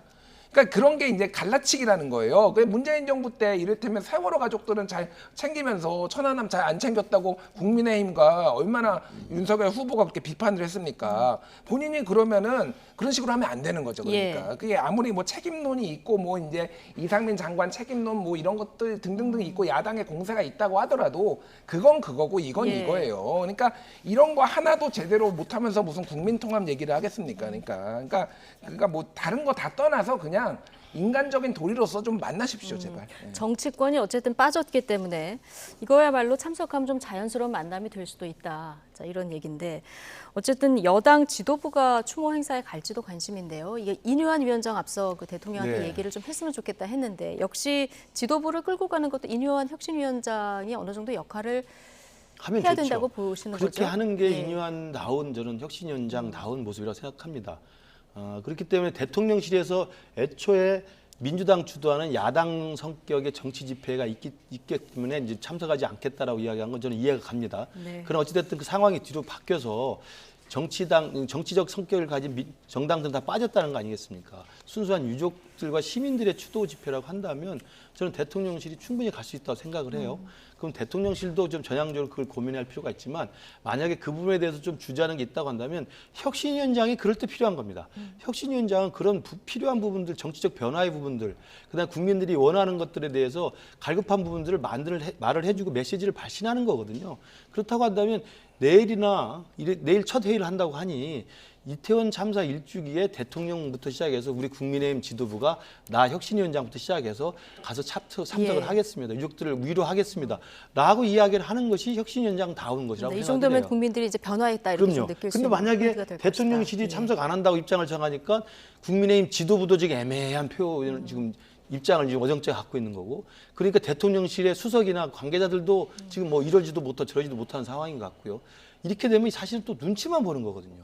그렇게 하면 안 되는 겁니다. 그래서 지금 우리가 강서구치장 참패를 한 거 아닙니까? 이제는 혁신위원회라고 하는 또 인유한 혁신위원장이라는 새로운 어떤 변화의 물꼬를 텄다고 한다면 과감하게 국민들만 바라보고 국민들이 원하는 변화를 먼저 주도해 줬으면 좋겠습니다. 네. 그래서 인유한 위원장이 쓴소리 내가 하면 된다 이렇게 얘기하는 거 이제 듣고 오셨으니까요. 너무 가슴 아픈 10월 아니겠습니까? 자, 어떻게 목소리를 내는지 앞으로 좀 지켜보도록 하고요. 민주당 얘기해 보겠습니다. 이재명 대표가 다시 한번 단합, 단결을 또 강조하고 나섰습니다. 민주당 전현직 원내대표와의 오찬이 오늘 있었는데요. 자, 발언 듣고 오시겠습니다. 총선이 이제 168일 앞으로 다가왔습니다. 이번 총선은 민주당의 문제를 넘어서서 대한민국의 운명을 가르는 분수령이라는 데 많은 분들이 동의합니다. 잘못된 국정 운영을 심판해야 국가의 퇴행과 우리 국민들의 불행을 막을 수가 있습니다. 그렇기 때문에 우리 민주당은 더더욱 하나가 되고 우리 국민들에게 기대를 심어드려야 합니다. 네. 자, 오늘도 연일 통합을 강조하는 목소리 예상대로 나왔습니다. 그러니까 이재명 대표 입장에서는 특히 가결파 5인에 대한 징계에 대해서 왈가왈부하지 말라 이 정도로 좀 나름 센 얘기가 나온 거잖아요. 그러니까 이제 하나된 민주당 뭐 이런 것들을 좀 강조하고 싶은 것 같아요. 다만 이제 뭐 정청래 최고위원이라든지 여기에서는 이제 계속 다른 목소리가 나오잖아요. 네. 이게 그러니까 뭐 두 사람이 무슨 사전에 이렇게 하자 저렇게 하자 뭐 이를 했다라기보다는 각자의 정치적 입장에서 자신한테 도움이 되는 쪽으로 좀 얘기를 하는 것 같아요. 그러니까 정청래 최고위원은 어쨌든 강성 지지층을 등에 업은 분이기 때문에 그들을 만족시키는 얘기를 계속 할 수밖에 없는 그런 정치적 상황인 거고 이재명 대표는 이제 대표기 때문에 통합을 해야 되는 그런 상황인 겁니다. 그러니까 다만 제가 조금 이제 이거 민주당한테 조언이나 이렇게 되는 거는 이 부분이 이게 그러니까 뭐라고 해야 될까 이게 통합을 완벽하게 하는 게 불가능하고 정당은 원래 다른 목소리가 있는 거거든요. 이게 그러니까 통합을 한다라고 해가지고 모든 차이점을 묻어두는 게 반드시 옳은 방향이냐에 대해서는 좀 당내에서 고민을 할 필요가 있습니다. 그러니까 원래 민주주의라는 거고 다 다른 목소리를 내는 거잖아요. 그 부분은 그러니까 이게 통합이라는 걸로 인해서 너희를 징계를 안 할 테니 너희는 입을 다물어. 이런 방식으로 가면은 이게 민주당한테는 더 독이 될 가능성이 있다라는 겁니다. 그래서 더 이거를 단합을 하고 만약에 일치된 걸 하려면은 그들의 목소리도 들으면서 어떻게 반영할 것인가에 대해서도 제도적으로 뭔가를 만들어내고 그런 거를 장을 만들지 않으면은 민주당에는 좀 위기가 찾아올 가능성이 상당히 높다고 저는 개인적으로 보고 있습니다. 어떤 구체적인 통합의 방안이 나와야 된다는. 그리고 다른 목소리에 대해서 그걸 어떻게 당의 운영에 대해서 반영할 것인가에 대해서까지 나와야 되는 거야. 단순히 통합이라는 말은 듣기 그럴싸하지만은 아무런 실체가 없는 말이에요. 어떻게 보면은. 알겠습니다. 최근 비명계 이원욱 의원 사무실 앞에 현수막이 하나 붙었는데요. 이 현수막을 보면 좀 섬뜩한 그런 느낌도 듭니다. 지금 저희가 그래픽에 좀 정리를 해봤는데, 자, 수박을 머리 위에 이렇게 씌우고, 뭐 문구를 보면은 굉장히 좀 섬뜩한 살해 위협을 느낄 수 있는 듯한 글귀도 이제 포함이 됐고요. 이러다 보니까 오늘 이 자리에서 뭐 홍영표 의원 같은 경우는 테러 수준의 공격을 방치하지 말아야 된다, 뭐 이런 얘기도 했다고 하고요. 이거 어떻게 이재명 대표가 풀어가야 한다고 보십니까? 개딸들의 저런 좀 과도한 정말 사실 상식을 뛰어넘는 저런 섬뜩한 행위들, 그런 발언들을 하는 것에 대해서 사실은 지금 거의 방치된 상태 아닙니까? 네. 저기에 나와 있는 저 문구를 보면 나에게 한 발의 총알이 있다면 외놈보다 그 배신한 매국노를 100번, 1000번 처단하겠다. 입에 옮기기도 힘든 정말 무서운 단어들입니다. 그리고 제가 언뜻 느끼기에는 북한 말투가 물씬 풍기는 말투예요. 저런 구호 자체가. 그래서 저 개딸들이 어떤 성격으로 저렇게 했는지 모르겠습니다만 정치적 의사표시의 자유라고 하기에는 선을 이미 넘었습니다. 그렇다고 한다면 저 부분에 대해서는 이재명 대표가 전현직 원내대표 만나서 양손에 팔짱 끼고 오찬 도시락 먹고 간담회 하는 게 중요한 게 아니고요. 저러한 과도한 민주주의를 훼손하고 오히려 정당 민주주의를 협박하는 저런 과도한 그 행태에 대해서 이재명 대표가 직접 나서서 말을 하지 않을 거면 그 다음에 할 수 있는 게 뭐냐면요. 저 현직 원내대표 줄 세워서 내 옆에 서 이렇게 사진 찍는 게 아니라요. 그 이른바 그 징계 청원 운동에 올라간 5명 있죠. 그다음에 아까 저기 현수막에 나와 있는 수박 당도 5로 돼 있는 분들 있죠. 그분들을 불러서 도시락을 드세요. 그래야 될 거 아닙니까? 이원욱 의원 불러서 같이 식사하고 서른 의원 불러서 식사하고 김종민 의원 불러서 식사하고 해야 될 거 아닙니까? 절대 그분들은 제가 볼 때 전화 한 번도 안 할 겁니다. 그렇게 해놓고 말로는 통합 하니 당연히 개딸들은 이거 허락받은 거라 생각하고 더 날뛰는 거죠. 저는 진정한 통합과 진정한 당내에 왈가왈부하지 말아라는 이야기를 할 거면은 전현직 원내대표를 줄 세워서 폼 잡지 말고 저 징계 청원 대장에 있는 5인방부터 저는 식사를 초대하는 게 맞다고 생각합니다. 네, 가결파 5인을 불러서 도시락 먹는 게 먼저 했으면 어땠을까라는 얘기 해주셨는데 오늘 뭐 홍익표 전 원내대표가 라디오 인터뷰에서 어떻게 얘기했냐면 이재명 대표도 통합 목소리 내니까 문자를 받는다고 얘기를 했다는 거예요. 문자 폭탄 받는 뭐 이런 상황까지 예. 그러니까 이게 통제가 쉽지 않다 뭐 이런 취지의 네. 발언을 했습니다. 맞죠? 예. 자, 홍익표. 예, 홍영표 아니고 홍익표 현 원내대표가 이 얘기를 한 예, 겁니다. 홍익표 원내대표가 이름이 네, 부자가 네, 비슷해가지고 네. 홍영표 전 원내대표는 테러 수준에 가까운 공격을 당해서 방치하면 안 된다 뭐 이렇게 얘기를 했고요. 그래서 실제 그러니까 이제 저 열성 지지자들의 어떤 멘탈리티 그거는 뭐냐면은 독립운동을 하는 심정이에요. 그러니까 독립운동을 하는 거고 지금 그 가결파나 이런 분들은 그러니까 이를테면은 친일 매국 뭐 이런 거에 이제 가까운 거죠. 그러니까 이게 사실은 약간 적대적 세계관에 이제 그 기반을 한 거거든요. 그러니까 독립운동도 마찬가지죠. 그러니까 일제를 타도해야 되고 약간 그런 식의 이제 세계관을 가진 겁니다. 그래서 우리 쪽에 조금이라도 해가 되면은 그러면은 이제 저쪽 편이다 뭐 이렇게 이제 보시는 건데. 그러니까 저분들을 한 번에 이렇게 진정시키기는 쉽지 않아요. 그거는 현실적으로 어려운 부분은 이제 인정을 해야 되는데 그럼에도 불구하고 이재명 대표나 친명들이 조금 이제 비판을 받는 거는 그런 메시지가 한 번, 두 번, 세 번, 네 번 자주 나왔을 때 좀 그 진정성을 이제 받는 건데 반복적인 지금은 메시지가 반복적인 필요하다. 메시지가 좀 필요한 것 같아요. 예. 그 부분을. 그리고 좀 어떤 조치까지 뭐 너무 과도화했을 때는 조치까지 좀 있었을 때 그리고 거기에 따른 또 설득까지 있었을 때 좀 진정성을 받아들여줄 수 있는데 이 상황을 또 이게 지지자들이 어떤 동력이 되기 때문에 그거를 좀 그 단호하게 대처하지 못하는 부분도 좀 현실적인 문제도 좀 있는 것 같습니다. 네. 자, 가결파 징계의 여지를 열어두고 있는 이 정청래 최고위원. 자, 이런 분들을 향한 원로의 쓴소리도 이어지고 있는데요. 유인태 전 국회 사무총장 발언 듣고 오실까요? 가결시킨 누군지는 모르지만 가결시킨 가결파. 가결파 때문에 여기까지 온 거면 이재명 대표는 진짜 그들에게 누군지 알면 가서 큰절이라도 해야 되는 거 아니냐. 큰절이라도 해야 되는. 아니 정청래 의원은 그 외상값 꼭 기록해 놓겠다 갚아야 된다까지 하던데. 그런 모질란 애들 말 들었으면 당이 어떻게 됐겠냐 이 말이에요. 예. 그렇잖아요. 아니 상식적으로 제 말이 틀려요. 그때 부결을 그 말 듣고 그 부결이 됐다고 생각해 보세요. 그러고 하면 당 꼬라지를 보세요. 그럼 어떻게 됐을 어떻게 거냐. 됐을 것이냐. 그 총선을 어떻게 치르고 이재명 대표가 더 이상 어떻게 당을 이제 이 정기국회 끝나면 어떻게 더 끌고 가겠냐 이 말이에요. 네. 정청래 의원에게 모자라네 이렇게 뭐 원색적인 표현까지 써서 얘기를 좀 하셨는데 당 원로십니다. 어쨌든 유인태 전 사무총장의 얘기는 가결파가 있었기 때문에 영장 기각의 효과도 컸고 보궐선거에서도 이겼다 뭐 이런 진단인데요. 결과론적으로는 맞는 이야기입니다. 왜냐하면 또 마지막까지 이재명 대표도 단식의 와중에도 SNS에 글을 올려서 부결을 입장을 냈잖아요. 그럼 본인도 굉장히 공포스러웠다는 이야기 아니겠습니까? 정말 창피함을 무릅쓰고 부결을 호소했던 입장을 냈던 건데 그 뜻대로 해서 그다음에 정청래 의원이나 일부 친명 강성파 의원들의 그런 선전선동이나 압박에 의해서 정말 가결파들이 가결표를 안 던지고 부결을 해서 부결이 됐다고 한다면 영장에 가가지고 영장 기각되는 그 극적인 반전을 어떻게 보겠습니까? 일단 영장 실질심사를 가지 않는 거잖아요. 부결이 되면. 그리고 오히려 방탄의 프레임에 그냥 갇혀 있는 겁니다. 그러면 사실 강서구치원 선거가 어떻게 될지 잘 모릅니다.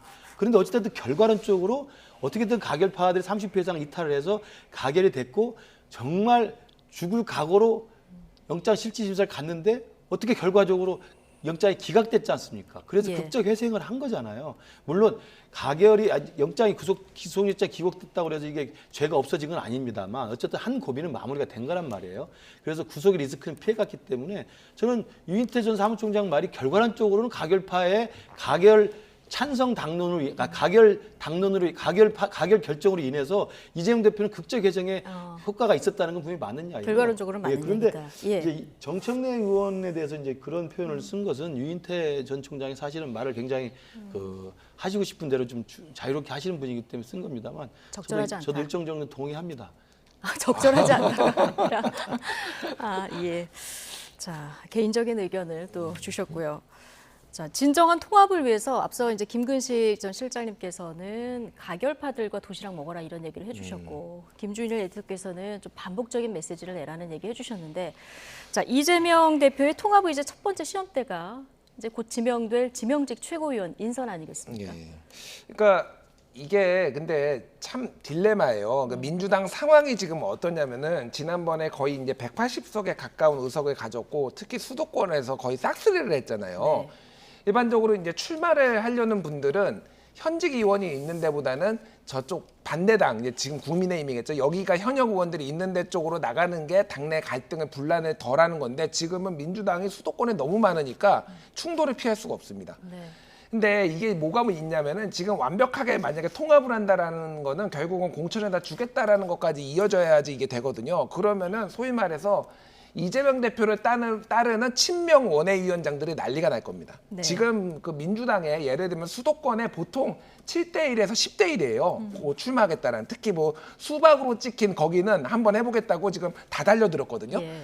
근데 이분들은 다 공천을 주겠다라고 하면은 여기에서 또 이제 난리가 나는 거예요. 사실 그래서 이재명 대표는 굉장히 어려운 숙제를 안고 있어요. 그러니까 이 공천 관련해서. 공천과 관련해서 그렇고 완벽하게 통합을 하는 게 불가능한 미션이고요. 사실은 적당한 긴장감을 유지를 하되 이게 당내에서 탈당까지 이어지지 않을 정도로 이렇게 예. 해야 되는 관리를 해야 되는 그런 상황인 거죠. 그러니까 상당히 어려운. 굉장히 어려운 과제군요. 건데 이제 이재명 대표의 정치력이 이제 시험대에 오른 거고 사실은 이제 지명직 최고위원 요거는 그냥 이제 시작인 겁니다. 이 이후에 공천과 첫 단추 관련해서 정도. 첫 단추 정도로 보시면 될 것 같습니다. 지금 알겠습니다. 어쨌든 예. 원외위원장들이 어떤 목소리를 낼지를 좀 보면 될 것 같습니다. 알겠습니다. 이르면 뭐 내일 첫 단추가 끼워질 수도 있는데 이거 먼저 지켜보도록 하겠습니다. 나이트 포커스 오늘은 김근식 전 국민의힘 비전전략실장, 김준일 뉴스톱 수석 에디터 두 분과 함께했습니다. 고맙습니다.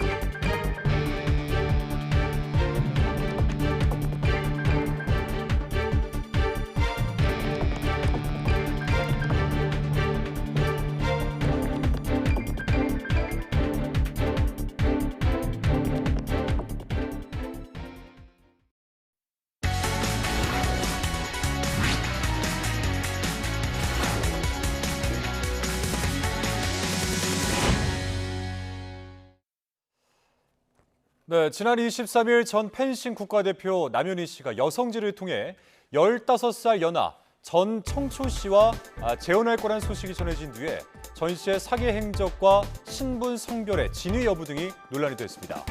그런데 전 청조 씨가 오늘 새벽 남현희 씨 가족의 집 앞에서 스토킹 혐의로 경찰에 체포됐습니다. 무슨 일이 있었을까요? 전 씨가 집문을 두드리고 초인종을 누르며 침입을 시도했다는 겁니다. 경찰은 남 씨가 이별을 통보한 뒤 연락이 안 되자 전 씨가 남 씨 가족의 집을 찾아간 것으로 보고 있습니다. 이와 함께 경찰은 성별 논란이 불거졌던 전 씨가 주민등록상 여성이라고 확인했습니다. 또 전 씨가 3일 동안 밥도 못 먹고 잠도 못 잤다고 말해 일단 석방했다고 설명했는데요. 남현희 씨는 오늘 공개된 여성지와 인터뷰에서 전 씨가 여성에서 남성으로 성전환 수술을 한 것을 알고도 그러고도 결혼을 결심했다고 고백했습니다. 다만 자신의 이름을 이용한 전 씨의 사기 행위를 알게 된 걸 설명하면서 완전히 속았다 이렇게 표현했습니다. 앞서 전 씨는 남자 행세를 하거나 그룹의 혼외자인 것처럼 속여 사기를 저지른 혐의로 징역 2년 3개월을 선고받은 사실도 드러났죠. 전 씨의 혼외자 사칭과 관련해서 해당 회사가 오늘 직접 입장을 냈습니다.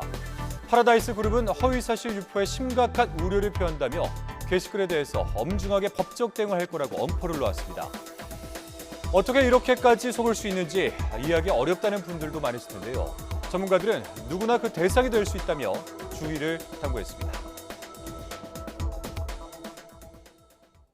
가장 중요한 건 이 사람이 나에게 지금 뭘 요구하고 있는가. 그리고 이 사람이 나에게 다른 어떤 정상성에서 벗어나서 이제 이렇게 좋은 게 있어, 너 줄게라고 하고 있는 그게 어떤 과도한 어떤 무엇이라면 그 순간 조금 멈춰서고 그리고 금전의 이야기가 나올 때는 귀에서 이렇게 비상벨이 조금 울려야 된다.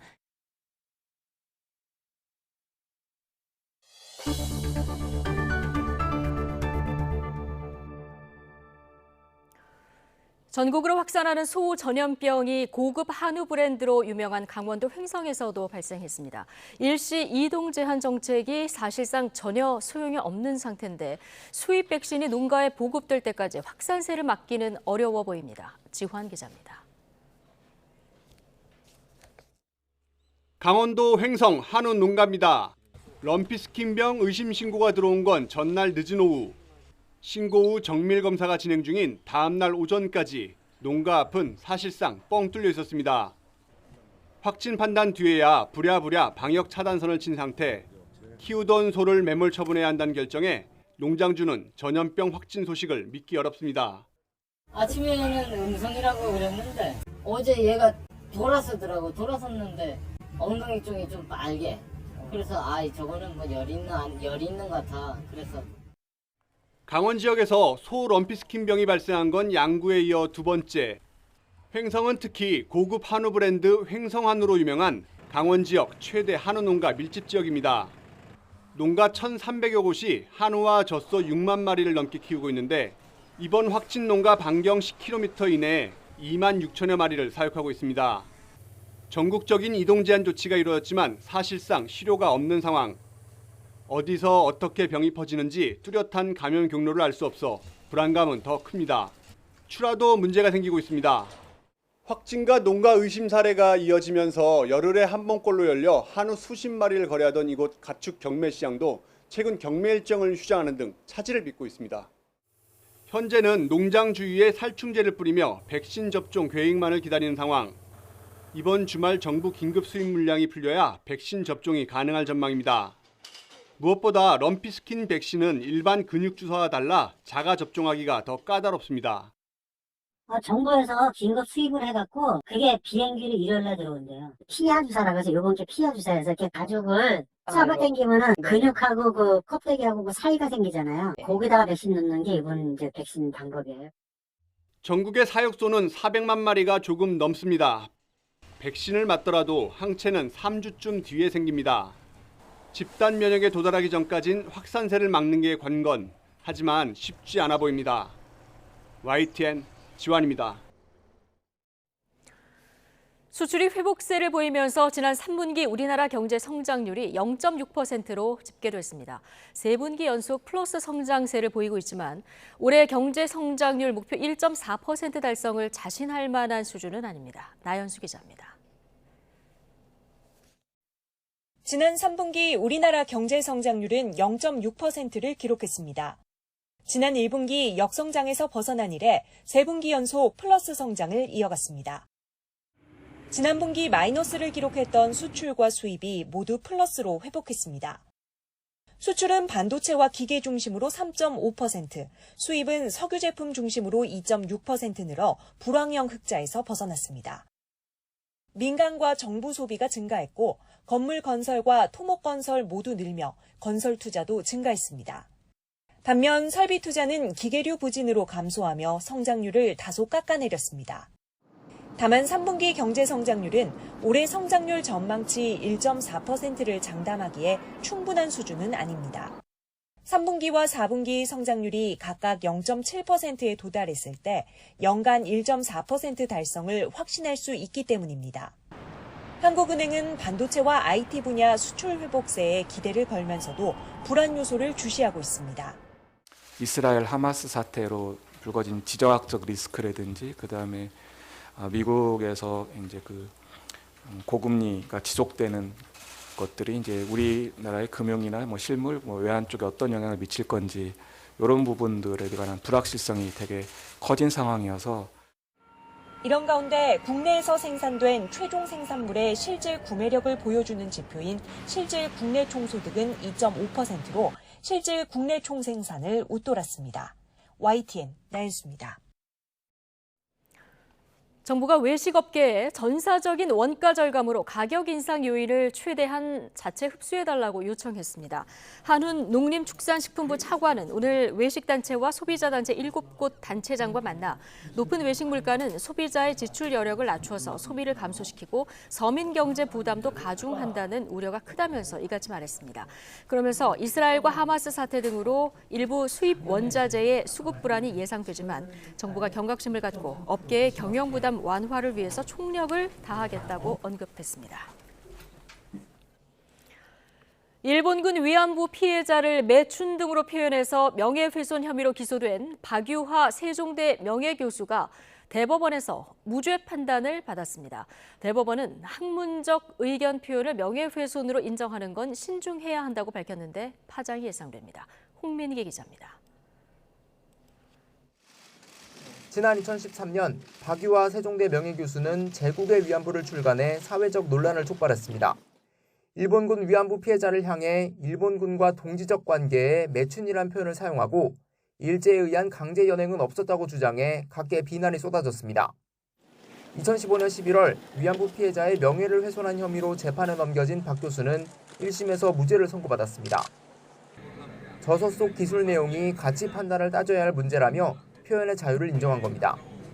하지만 2심 재판부는 검찰이 기소한 35개 표현 가운데 11개가 허위 사실을 적시한 거라며 벌금 1,000만 원을 선고했습니다. 강제 연행이 위안부에게 행해진 적이 없다거나 위안부는 근본적으로 매춘의 틀 안에 있던 여성이란 부분 등을 명예훼손으로 봤습니다. 대법원은 그러나 이 같은 2심 판단을 뒤집고 박 교수 사건을 무죄 취지로 서울고등법원으로 돌려보냈습니다. 대법원은 학문적 연구를 사실 적시에 의한 명예훼손으로 판단하는 데 신중해야 한다고 밝혔습니다. 또 전체 맥락을 봐도 박 교수가 일본군에 의한 강제 연행을 부인하거나 위안부가 자발적으로 매춘을 했다는 주장을 뒷받침하려고 관련 표현을 쓴 걸로 보이지 않는다고 판단했습니다.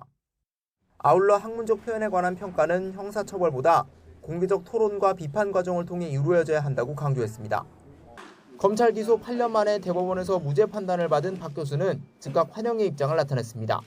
먼저 올바른 판결을 내려주신 판사님들께 감사드립니다. 제가 시도했던 것은 그 양극단을 비판하고 양극단의 생각에 어떤 문제가 있는지를 검토해보는 일이었습니다.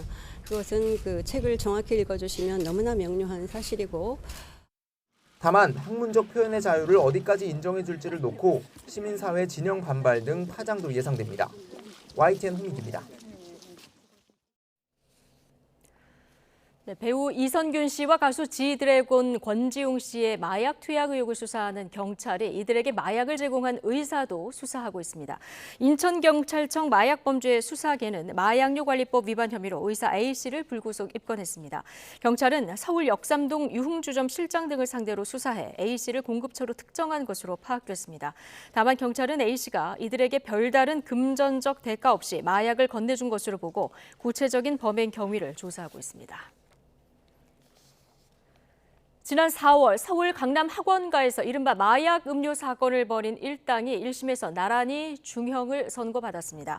서울중앙지방법원은 오늘 마약 음료 사건의 주범인 길모 씨에게 징역 15년을, 길 씨에게 필로폰을 제공한 박모 씨에게 징역 10년을 선고했습니다. 재판부는 미성년자를 상대로 마약과 보이스피싱이 결합된 신종 범죄를 저지른 만큼 재발 방지를 위해서 중형을 선고한다고 밝혔습니다. 일본 후쿠시마 원전 오염수 배관 청소를 하던 작업 인원들이 방사능 물질이 포함된 오염수를 뒤집어 쓴 것으로 확인됐습니다. 작업 인원 2명은 방사선량이 기준치 아래로 떨어지지 않아서 병원으로 실려갔습니다. 도쿄에서 김세호 특파원입니다. 후쿠시마 제1원전에서 방사성 물질 제거 설비 알프스의 배관 청소를 하던 도중 오염수가 사방으로 튀었습니다. 방사성 물질이 들어있는 오염수를 탱크로 흘려보내기 위한 호수가 빠진 겁니다. 분출된 오염수는 100ml 정도로 알려졌는데 당시 작업을 하던 도쿄전력 협력업체 작업인원 5명이 오염수를 그대로 뒤집어 썼습니다. 이들은 마스크와 방호복을 착용했지만 4명은 피부에 오염수가 묻었습니다. 이 중 2명은 제염 작업에도 방사선 수치가 기준치 아래로 떨어지지 않아 병원으로 이송됐습니다. 지금까지 일본 정부와 도쿄전력은 2차 방류가 완료될 때까지 오염수 방류는 안전하게 진행되어 왔다고 거듭 강조했습니다. これまでのモニタリングの結果からは計画通り安全に進められていると承知しています。 IAEA 측 역시 2차 방류 기간 동안 아무런 문제가 없었다고 밝혔습니다. I would say that the first 2 batches that were released went well, so no issues were observed. 하지만 이번 오염수 분출 사고는 방류 설비 관리 과정에서 언제든지 예상치 못한 다양한 유형의 사고가 날 수 있다는 점을 보여주고 있습니다. 또 앞서 2차 오염수 방류 기간 원전 앞바다에서 처음으로 검출 하한치를 넘어선 삼중수소가 검출된 점도 여전히 불안한 대목입니다. 이런 가운데 일본은 다음 달 2일 오염수 3차 방류에 들어간다고 밝혔습니다. 방류 설비 관리 과정에서 사고로 이어질 돌발 변수에 대한 우려가 커지면서 IAEA 등 제3자에 의한 철저한 관리 감독이 어느 때보다 강조되고 있습니다. 도쿄에서 YTN 김세호입니다. 이스라엘 지상군이 현지 시간 25일 밤 팔레스타인 가자 지구에서 비교적 대규모로 작전을 펼쳤습니다. 이스라엘군은 소셜미디어 X에 올린 글을 통해 다음 단계 전투를 위한 준비로서 지상군이 가자 북부에서 작전을 벌였다고 확인했습니다. 이스라엘군은 이 발표와 함께 탱크 여러 대가 이동하는 모습과 포격을 가한 후 도시 외곽의 표적 등이 폭발하는 모습을 담은 영상도 게시했습니다. 이스라엘군이 가자 지구에 있는 팔레스타인 무장정파 하마스를 섬멸하기 위해 가자 지구에 축소판을 만들어 놓고 모의 지상작전 훈련을 하고 있다고 미 월스트리트 저널이 보도했습니다. 보도에 따르면 이스라엘군이 훈련하고 있는 곳은 리틀 가자로 불리는 곳으로 이스라엘 남부 네게브 사막의 한 기지입니다. 이스라엘군은 현지 시간 25일 모의 훈련에서 좁은 거리와 미로 같은 터널로 침투하는 훈련을 실시했습니다. 유엔 안보리가 이스라엘과 하마스 간 전쟁과 관련해서 결의안 채택을 논의했지만 또다시 무산됐습니다. 미국과 러시아는 상대방의 결의안에 반대 입장을 고수하다가 끝내 접점을 찾지 못했습니다. 김선희 기자가 보도합니다. 이스라엘과 하마스의 전쟁 확전을 막고 민간인 피해를 최소화하자는 유엔 안전보장이사회 회의가 다시 열렸습니다. 미국이 먼저 가자 지구에서 인도적 지원을 위해 교전을 일시 중지해야 한다는 결의안을 냈습니다. We engaged with all council members to incorporate edits, including language on humanitarian pauses and the protection of civilians fleeing conflict. 하지만 상임이사국인 러시아와 중국의 반대로 결국 부결됐습니다. 미국은 일시 교전 중단을 촉구하고 있지만 러시아는 휴전이 필요하다는 입장입니다. Не видим причин, по которым члены Совета Безопасности могут отказать ему в поддержке. Разве только если прекращение огня и остановка этого нового витка насилия в их планы вообще не входит. 안보리는 지난 18일에도 가자 지구에 대한 인도적 접근을 촉구하는 결의안을 논의했지만 채택되지 못했습니다. 당시에는 상임이사국인 미국이 이스라엘의 자위권 언급이 없는 결의안 초안에 실망했다며 거부권을 행사했습니다. 미국과 러시아가 대결 양상을 보이면서 이번 전쟁과 관련해 아무런 해법을 찾지 못한 채 안보리는 사실상 마비됐습니다. 구테우스 유엔 사무총장은 자신의 발언이 하마스의 테러 행위를 정당화하는 것처럼 잘못 해석돼 충격적이라며 해명에 나서기도 했습니다. I have condemned unequivocally the horrifying and unprecedented 7 October acts of terror by Hamas in Israel. 앞서 구테우스 사무총장은 하마스의 공격이 아무 이유 없이 생긴 것이 아니라고 비판했고 이스라엘은 유엔 사무총장이 테러를 옹호했다며 사퇴를 요구했습니다. 이스라엘과 하마스 간 전쟁이 확전될 우려가 커지는 가운데 각국들의 이해관계가 얽히며 안보리는 또 제 기능을 하지 못하고 있습니다. YTN 김선희입니다. 교육부가 발표한 2028 대입 개편 시한을 두고 진통이 커지고 있습니다. 현 교육 상황에서 큰 무리가 없는 대입안으로 학부모들은 70% 이상 찬성한다는 조사도 나왔지만 2025년부터 시작되는 고교 학점제를 무력화하고 또 특목고 열풍을 부를 거라는 우려도 만만치 않습니다. 김연아 기자가 보도합니다. 교육부가 2028 대입 개편 시한 발표에 이어 전국 설명회를 시작했습니다. 핵심은 내신 5등급제 변경과 고교 전학년 절대평가와 상대평가 병기, 수능 선택 과목 폐지입니다. 심화 수학을 절대평가로 신설할지도 검토 대상입니다. 교육부는 학생 급감으로 내신 1등급이 너무 적거나 아예 없는 문제를 해결하고 선택 과목 유불리에 따른 쏠림을 막기 위한 것이라고 설명합니다.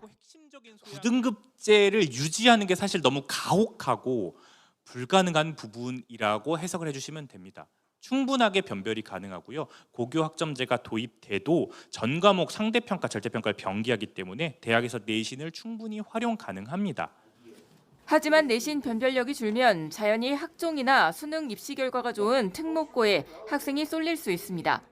또 고교 학점제는 학생들이 다양한 과목을 들으며 진로 적성을 찾는 게 목표인데 상대평가를 하면 적성보단 점수 받기 쉬운 쪽으로 몰릴 거란 비판도 제기됐습니다. 교육부는 학부모 설문조사에서 70%가 긍정적 반응을 내놨다고 밝혔지만 일부에서는 개편안 폐기까지 요구하고 있습니다. 진로 및 융합 선택 과목까지 상대평가를 적용하게 되면 학생들은 진로와 적성이 아닌 철저히 대입에서의 유불리를 따져 교과목을 선택할 수밖에 없습니다. 그렇다고 당장 절대평가를 전면 도입하면 학생과는 물론 학교 간 평가 기준에 대해서도 갈등이 커질 수 있습니다. 또 대학들이 성적 부풀리기를 의심해 내신보다 수능이나 대학별고사에 무게를 두면서 되려 절대평가로 지역과 소학교 학생들이 피해를 볼 거란 반론도 있습니다. 대학 입장에서는 본고사라든지 면접이라든지 이런 것들을 더 강화할 수밖에 없는, 그렇게 되면 사교육은 다시 늘어날 수밖에 없는. 수능 선택 과목을 없애는 데 대해서도 공정성 제고와 대입 전형 간소화 효과가 있다는 평가가 나오지만 과학계에선 다양한 과학 분야 탐색 기회를 잃고 학업 수준이 떨어지게 될 거라면서 반대 입장을 내놨습니다. YTN 김현아입니다. 이주호 교육부 장관이 고교 내신 절대평가에 대해서 장기적 관점에서는 동감하지만 지금 당장 시행하기는 어렵다고 밝혔습니다. 이 장관은 오늘 국정감사에서 고교 내신 상대평가 폐지에 대한 설문조사에서 학생과 학부모 응답자 64%가 찬성했다는 더불어민주당 강득구 의원의 지적에 이같이 밝혔습니다. 이 장관은 절대평가 제도를 준비하기 위해 내년에 교원 연수를 강화하겠다며 충분한 신뢰를 얻을 수 있을 만큼 교원 역량을 강화하겠다고 말했습니다. 인정기관이 부채 비율이 80%를 넘는 이른바 깡통주택이 20만 가구에 이르고 전세 보증금만 26조 원이 넘는 것으로 나타났습니다. 보증사고 예방을 위해 정부의 선제적인 조치가 필요하다는 지적이 일고 있습니다. 이동우 기자가 관련 내용 취재했습니다. 최근 수원에서 200여 명의 세입자에게 300억 원 이상의 피해를 입힌 전세 사기 사건. 주범 정모 씨의 무리한 사기 행각에 일부 공인중개사까지 합세하면서 피해가 눈덩이처럼 불어났습니다.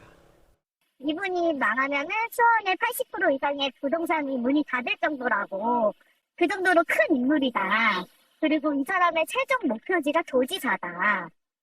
그런데 담보권 설정 금액과 임대 보증금을 합한 금액을 주택 가격으로 나눈 부채 비율이 80% 이상이어서 보증금을 온전히 돌려받지 못할 위험이 큰 이른바 깡통주택이 20만 가구에 이르는 것으로 나타났습니다. 이 전세 보증금만 26조가 넘습니다. 깡통주택은 서울, 전남, 부산, 경기 순으로 많았습니다. 서울에서는 전세 사기 피해가 심했던 강서구가 가장 많고 영등포, 송파, 강동, 금천이 뒤를 이었습니다. 경기도에서는 수원, 화성, 용인, 고양, 하남 순이었습니다.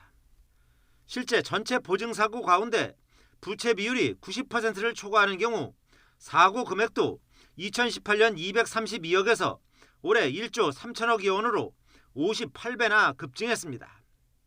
사고 비중도 29%에서 올해 75%까지 증가했습니다.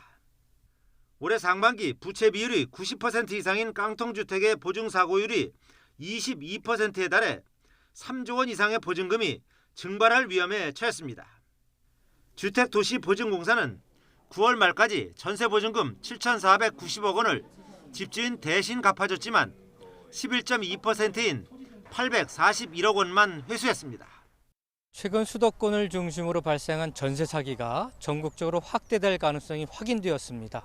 정부는 깡통주택 위험도가 높은 지역의 전세 사기 재발 방지는 물론 민생 경제 안정을 위해서 선제적인 대응책을 마련해야 할 것입니다. YTN 이동호입니다. 서울에서 거래된 소형 아파트 가운데 6억 원 이하에 매매된 비중이 43%를 밑돌면서 역대 최저치를 기록한 것으로 나타났습니다. 부동산 정보 제공 업체 경제만렙에 따르면 올해 들어 지난달까지 서울의 소형 아파트 거래량 가운데 6억 원 이하 가격으로 거래된 경우는 5,697건으로 전체 42.8%를 차지했습니다. 거래 금액이 15억 원을 초과한 경우는 전체의 4.8%, 636건으로 비중과 거래량 모두 역대 최대를 기록했습니다. 지난 2021년 기준 65살 이상 연금 수급자들의 월 평균 수급액이 60만 원으로 당시 최저 생계비의 절반 수준인 것으로 나타났습니다. 통계청이 연금 통계를 산출한 결과 지난 2021년 기준 65살 이상 어르신 가운데 어떤 연금이라도 한 개 이상 수급한 경우가 90.1%로 집계됐습니다. 이들이 받은 월 평균 연금은 60만 원으로 당시 1인 최저 생계비 109만 6천 원의 55% 수준에 불과한 것으로 나타났습니다. 현대자동차가 3조 8천억 원대 영업이익을 기록하면서 역대 3분기 최대 실적을 기록했습니다. SK하이닉스는 4분기 연속 적자를 이어갔지만 적자 폭은 줄었습니다. 최기성 기자입니다. 현대자동차 올해 3분기 영업이익은 3조 8,218억 원입니다. 지난해 같은 기간보다 146% 증가했습니다. 매출은 41조 27억 원으로 지난해 같은 기간보다 8.7% 늘었습니다. 순이익은 3조 3,035억 원으로 지난해 같은 기간보다 134% 증가했습니다. 자동차 부문은 전년 대비 판매 물량 증가 및 고부가 차종 중심 믹스 개선 등으로 매출액은 전년 대비 9.3% 증가, 영업이익은 연결 조정 포함하여 전년 대비 207% 증가하였습니다. 현대차는 북미, 유럽, 인도 등 주요 지역 판매 성장세를 바탕으로 지난해 같은 기간 대비 증가했다고 설명했습니다. 다만 중동 지역 지정학적 리스크와 높은 금리 수준 등 대외 거시 경제의 변동 가능성으로 인한 불확실한 경영 환경이 지속할 전망이라고 예측했습니다. SK하이닉스도 3분기 실적을 발표했는데 영업 손실이 1조 7,920억 원입니다. 지난해 4분기부터 4개 분기 연속 적자를 기록했지만 적자 규모는 줄었습니다. 메모리 반도체 가운데 D램은 2분기 만에 흑자로 전환했지만 낸드 플래시는 회복세가 D램보다 더디다고 SK하이닉스는 보고 있습니다. 당사는 내년에도 보수적인 낸드 생산 기조를 유지할 것이라고 발표를 드렸고요. 동시에 당사는 제품 라인업의 최적화를 통해서 수익성 개선에 주력할 계획입니다. SK하이닉스는 기존과는 다른 시장을 창출해내겠다면서 고성능 프리미엄 메모리 1등 공급자 입지를 지속 강화해 나가겠다고 밝혔습니다. YTN 최기성입니다. 지난 대선 당시 윤석열 대통령을 겨냥한 허위보도 의혹을 수사하고 있는 검찰이 경향신문 보도 등으로 수사 대상을 넓혔습니다. 검찰은 취재 과정의 왜곡을 확인했다며 과잉 수사란 지적을 반박했는데 경향신문 등은 정권 친위 수사라고 반발했습니다. 송재인 기자의 보도입니다.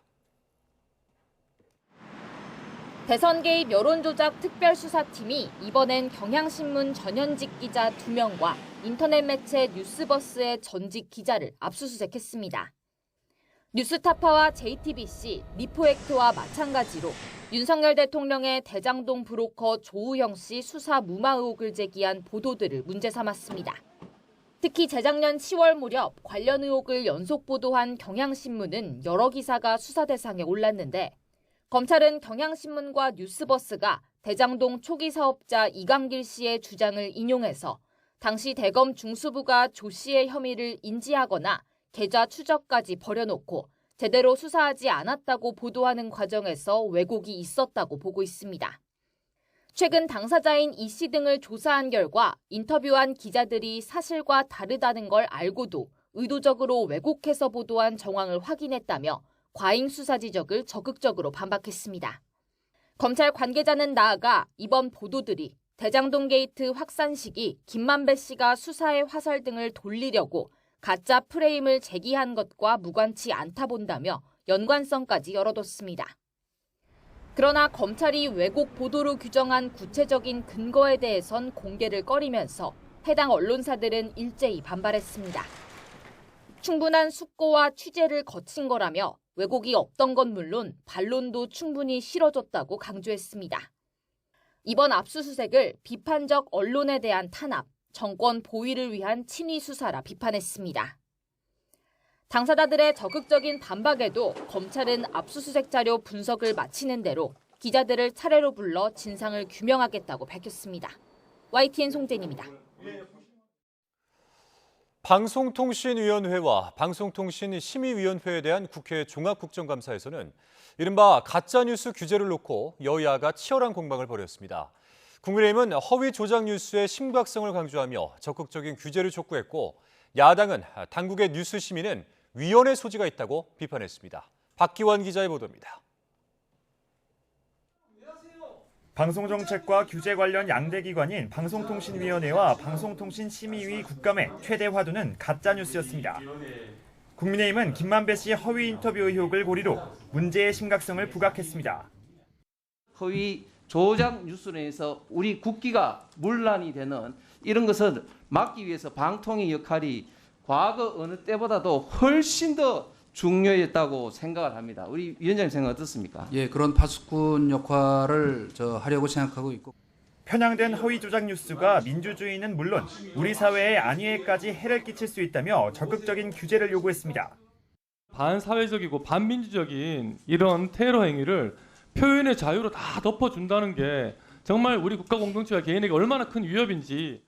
민주당은 반박했습니다. 국민은 늘 무조건 옳다는 최근 윤석열 대통령의 발언을 거론하며 무엇이 공정한 언론인지에 대한 판단은 국민의 몫이라고 맞받아쳤습니다. 특히 행정기구에서 뉴스를 심의하는 나라가 어디 있느냐며 당국이 가짜뉴스를 판단하고 심의하는 건 위헌 소지가 있다고 주장했습니다. 행정처분은 방통위가 하지만 그것을 위한 심의 의결을 하시면 안 된다는 겁니다. 매우 위헌적인 요소가 있는데 저희들 제8조 심의위원회 심의 대상 정보에 보면은 이런 걸 다룰 수 있도록 규정이 되어 있습니다. 양측의 신경전이 팽팽한 가운데 YTN의 공기업 지분 인수 우선 협상자로 선정된 유진그룹의 적격성 논란도 도마 위에 올랐습니다. 민주당은 유진그룹이 공익성이 중요한 보도 전문 채널의 대주주로서 도덕성을 갖췄는지 집중적으로 따져 물었고, 유진그룹의 대주주인 유진기업은 2021년과 2020년 레미콘 가격 담합 행위를 저질렀다가 공정거래법 위반으로 적발된 적이 있습니다. 이동관 방통위원장은 최대 주주 변경 승인 심사 과정에서 엄정하게 심사하겠다고 약속했습니다. 지금 말씀하신 여러 가지 사안에 대해서 저희가 아주 객관적이고 투명한 그 심사 원칙을 정해서 심사하도록 하겠습니다. 가짜뉴스의 정의와 규제의 필요성을 놓고 여야의 입장차가 첨예하게 갈리는 만큼 관련 논란은 쉽게 사그라지지 않을 것으로 보입니다. YTN 박견입니다. 국민의힘 윤재호 원내대표는 가짜뉴스 유포 행위에 대해선 국회의원에게 면책 특권을 허용하지 않는 방안을 논의하자고 더불어민주당에 공식 제안했습니다. 윤 원내대표는 오늘 최고위원회의에서 무분별한 허위 의혹 제기로 고소 고발됐던 민주당 김의겸 의원이 최근에 면책 특권으로 불송치 처분됐지만 같은 혐의로 고소 고발된 유튜브 채널 더탐사 대표는 검찰로 송치됐다며 이같이 말했습니다. 윤 원내대표는 특히 이재명 대표도 교섭단체 대표 연설에서 면책 특권 뒤에 숨어서 거짓을 선동할 수 없도록 하겠다고 공언했었다며 야당의 논의 동참을 촉구했습니다.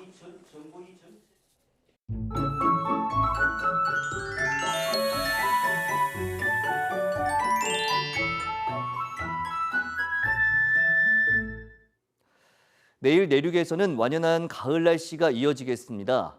대체로 맑은 가운데 아침에는 서울 기온이 8도까지 떨어지는 등 오늘보다 많이 낮아지지만 그래도 예년 수준을 보이며 크게 춥지 않겠고 한낮에는 19도까지 오르며 선선하겠습니다. 다만 곳곳에 안개가 매우 짙게 끼겠고 여기에 추가로 중국발 스모그가 유입되면서 오전까지 서쪽 지방을 중심으로 초미세먼지 농도가 짙게 나타나겠습니다. 출근길 미세먼지용 마스크를 착용하시기 바랍니다. 또 동해안에는 낮까지 비가 내릴 것으로 보이는데요. 특히 영동에는 최고 60mm의 가을비치고 많은 비가 오겠고 돌풍과 벼락, 우박을 동반하며 요란하게 내리겠습니다. 피해 없도록 각별히 주의해 주시기 바랍니다. 내일 아침 기온은 서울이 8도, 대전 9도, 광주 12도, 부산 15도로 예년과 비슷하거나 조금 높겠습니다. 낮 기온도 서울이 19도, 대전 19도, 광주 19도, 부산 21도로 예년과 비슷하거나 조금 높겠습니다. 이번 주말에도 대체로 맑은 가운데 일교차 큰 전형적인 가을 날씨가 이어질 전망입니다. 날씨 정보였습니다. 목요일 뉴스나이트 마치겠습니다. 함께해 주신 여러분 고맙습니다.